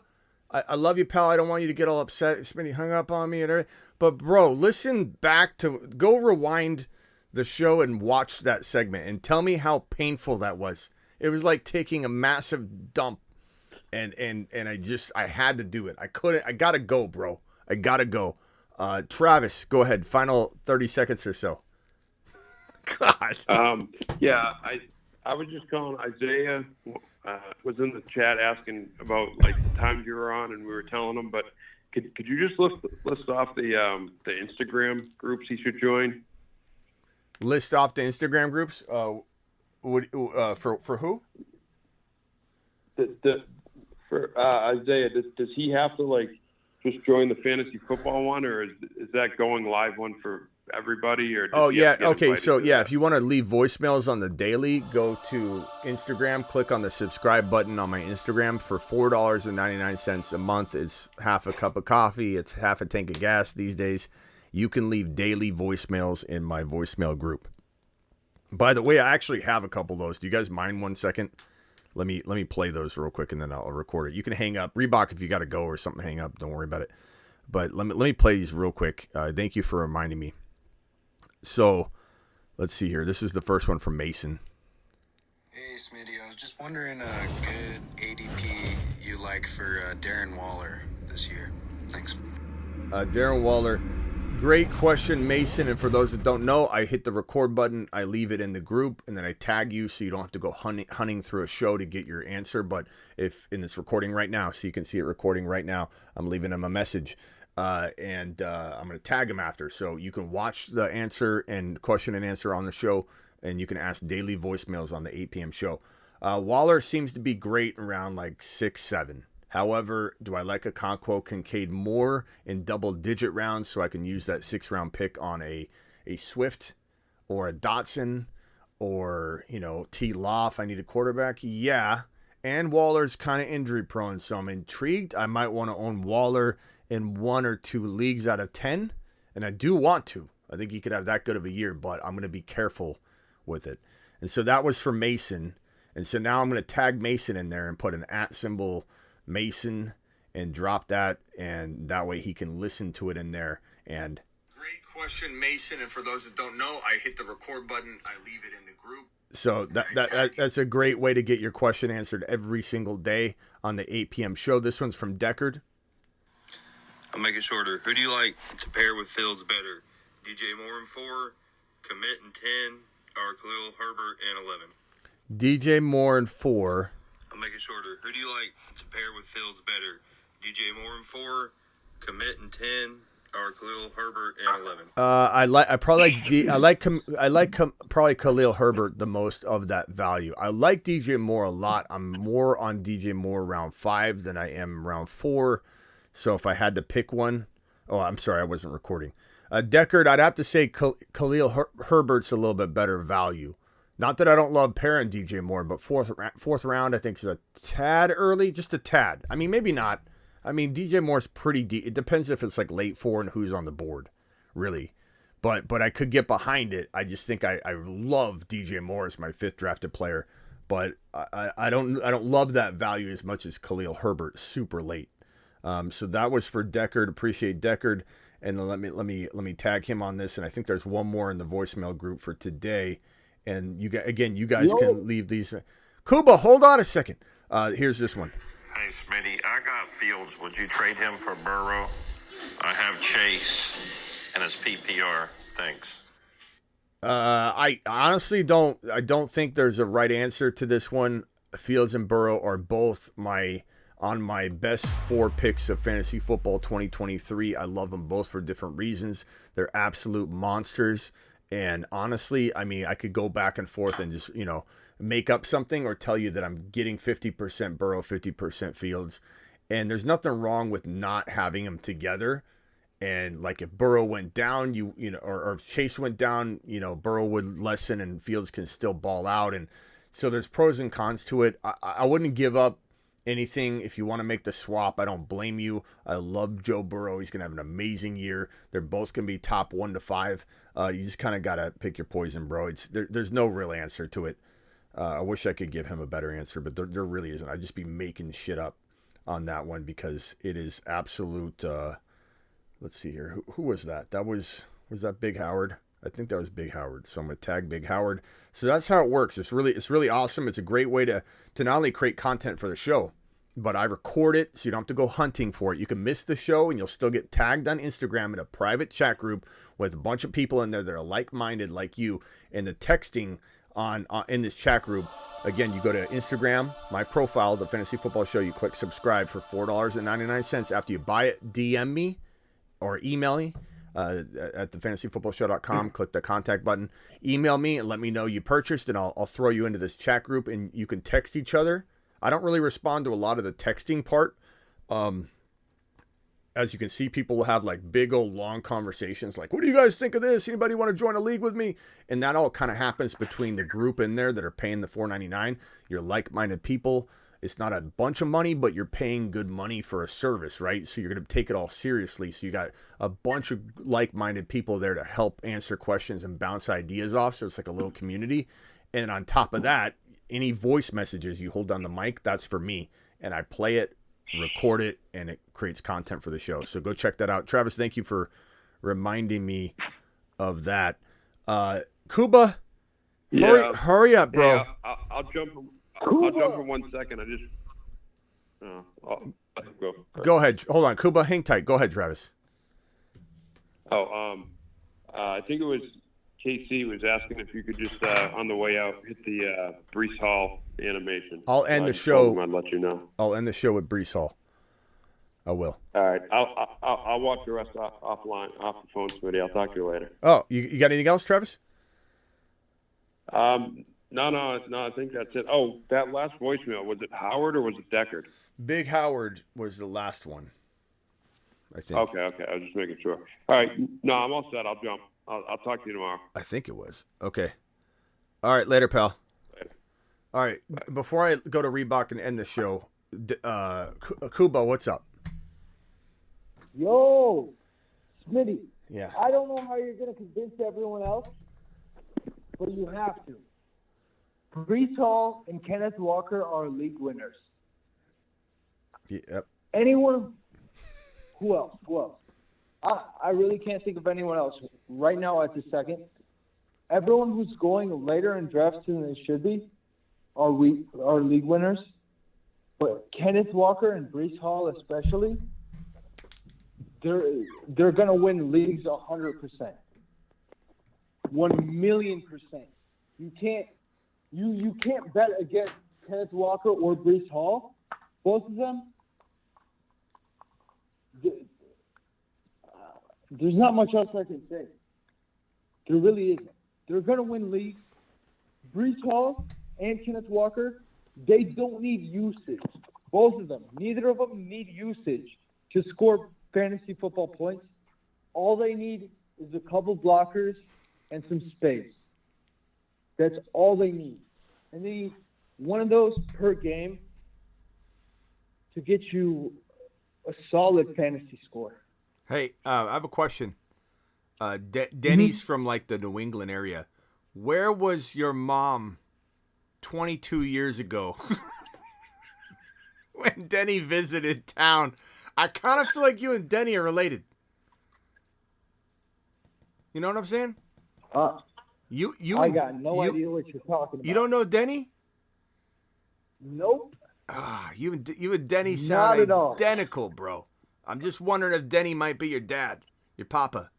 But let me tell you something, I Kuba. have no idea who that is. Look, can I tell you one thing, Kuba? Denny's the most loved person on this channel. He is absolutely beloved. Say less. Hey, in terms of your contribution tonight, I'm gonna give you a standing ovation because I couldn't agree more, Kuba. Breece Hall is 8 foot tall, and he'll give Batman the damn ball. Okay. And I think Kenneth Walker, as I've been talking about all night, even though Jimmy 44 doesn't believe me, I think Kenneth Walker's winning leagues in round 4 or 5 all day long. Let's go. Mashed potatoes. Yeah, buddy. I can't bet against Ramondre Stevenson. There's no way to bet against Ramondre Stevenson. I can't do it. I can. Kuba, you had me until Ramondre. I really can't. Well, are you concerned? Are you concerned? For this season, I can't. Are you concerned at all about Zeke Elliott? Are you concerned at all about the fact that Bill Belichick? And I'm not saying you're wrong. I'm not saying Stevenson can't be an absolute league winner, especially because he was a round 3 guy, and Zeke Elliott's presence is moving him to like 4. So if you truly believe in him, like I believe in Walker, like you believe in Walker, and how Charbonnet moved him down, and we love Walker, I can't really get mad at you or call you wrong for treating the Zeke Elliott situation like I'm treating the Charbonnet situation. They are very parallel, one could argue. So I'm not calling you wrong, and I'm not saying you're wrong, but I just fear a little bit of the Ramondre Stevenson, I don't know, doghouse treatment or something like that with Bill. But we'll have to see.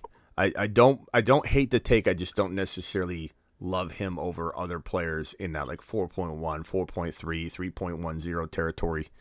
You know what I'm saying? This is just me. All right. I don't care. All right. Give me Ramondre Stevenson in Gotcha. the 2nd or 3rd round this year. I'm taking it. Okay, don't I don't Kuba, care. Kuba, don't. Kuba, don't. He's not going in round 2. You're reaching, Kuba. Don't go in round 2. He's not in round 2, Kuba. Don't do it. No round 2. No, I'll try not to, but I want to. I know you're gonna. Kuba, we'll see you later, pal. Sleep it off. Come back tomorrow, All right, okay? Have a good night. Later. Appreciate Have you. a good night. Later. Reebok, you're the final one on the phone line. I don't know how to make sense of that. All right. So I look at the Ramondre situation like Stephen Ridley and LeGarrette Blount. And Blount outproduced Ridley. That could happen. Yeah. Ramondre is just a little scary to me right now. Just a wee bit scary. The fact that he wanted Stevenson in round 2, though, he's just swinging for his boys. He doesn't care where they're at. He's not looking at the ADP. He's putting a blindfold on. He's throwing darts at the board, and he's saying, I like this dart. Stevenson, he's throwing Stevenson darts. He's not throwing darts at players, but he's throwing his players into random rounds. He's like, give me Stevenson round 2. Boom. Wherever this dart lands, that's where I'm drafting him. Boom. He's set on his guys for sure. But he's throwing those darts at the rounds. That's crazy. Yeah, that's kind of like when Scared Scott called in one time and he's like, I really like Sky Moore and I'm like, I like him too. And he's like, I'll take him in round 3. We're like, whoa! Or whatever it was. I've had enough. All right. Anything else, Reebok? Appreciate you. I'm sorry you lost the vote. Maybe you still beat me and you give me that or I get you a case of Mexican Coke. We'll have to see. Some Bijan, I want my card. Cordell Patterson out for the preseason with a soft tissue. That's going to last all season probably, and Bijan's going to get all the catches. Yeah, Bijan's going to be a beast, man. I can't wait. All right, Reebok. Call him tomorrow, pal. Appreciate you. Oh, by the way, I almost came to Vegas. I was almost going to be at Circa again for Thursday, Friday, Saturday because they're doing like a fantasy football like convention thing. And they called me up and they wanted me to come out, and I just couldn't fit it in with things that I got scheduled. I tried, so I almost came out. I was going to let you know, but I told them to let me know on the next one. But I almost came out again. That would have been great. All right. Yeah. Anytime you're out here, hit me up. I'll come out. All right, Reebok. See you later, pal. All right. Good night, Tim. Denny to the Moon says, Rhino, thank you for the super chat. Chris says, hey, Smitty, Hall, or Gibbs in standard. Chris, we went over this earlier tonight, not telling you should have known or anything. I'm just letting you know that like Gibbs in round 3 is a smash. Breece Hall is falling to 4 or 5, and you have to take advantage. Therefore, you can't take Hall anywhere near Gibbs because the fair market value is pushed Hall into late 4, probably 5. So don't go near Hall where Gibbs' ADP is, Chris. Don't do it. You can grab both of them by going Gibbs and then Hall. And Travis says Cuba Spalding. I just think he sounded like Denny's son, which is a compliment. I think if we had Denny on the line, we could ask Denny where was he in 1987. On this night. And maybe Denny would have said, I remember I was in a hotel. And then, maybe. I don't know. Last time I accused Denny of that, he got really mad and said, that wasn't me. So, Rhino, appreciate you. I will see you. Chris, are you here? I don't know if you saw my super chat. I got to get out of here. We've been live for almost 3 hours. I'll see you all tomorrow. Appreciate every single one of you. Breece Hall, go get 8 foot talled. Let's go. Breece Hall is 8 foot tall. He will always answer the mother freaking call. Don't let him fall. In the third, don't stall. Just give Batman the freaking football. He's Breece. He's Breece. He does a hull of a job. A hull of a job. A hull of a job. Breece Hall, please report to the moon. He does a hell of a job. Thank you, Chris. Chris, just got to let Breece Hall fall, bro. You got to let Breece Hall fall. I see your message. You said that their ADP hasn't been updated. Then you got to let him go. You got to hope he falls and take Gibbs ahead of him. Eddie says, can't bet against you, Smitty. I can't. I won't. Appreciate you. Slayer in the building. Slayer, appreciate you. Comma, appreciate you. Travis Rowe, thanks for moderating. Peanut Butter and Waivers. KC, appreciate you. Living Legend in the house. Terry Roberts, appreciate you. Reebok, thank you for calling in and appreciate you. AC, George from the Bay, glad to see you in here on a regular basis, my guy. Feeney in the building. Chris, appreciate you. AC, Towel, I appreciate you, Towel. Bakes a lot. I said comma already. Eddie Pachenko, appreciate you. Exodus, appreciate you. I'm taking Travis Kelce 1.1 in a premium. I don't mind that. Meatloaf, okay. Anthony, thank you. All right, I'll see you all mañana.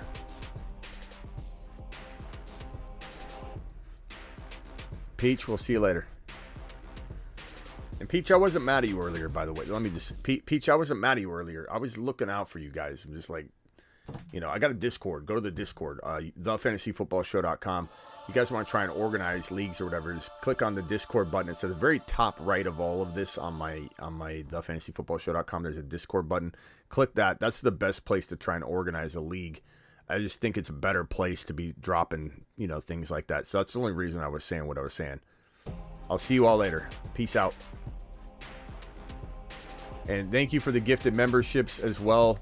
We had Dan dropping a super chat, Joey dropping a super chat, Vampy with a $20 hauler, Jeffrey, thank you for the super chat, Rockout, thank you for the super chat, Chris, appreciate your super chat, Riviera, thank you Riviera for your super chat as well.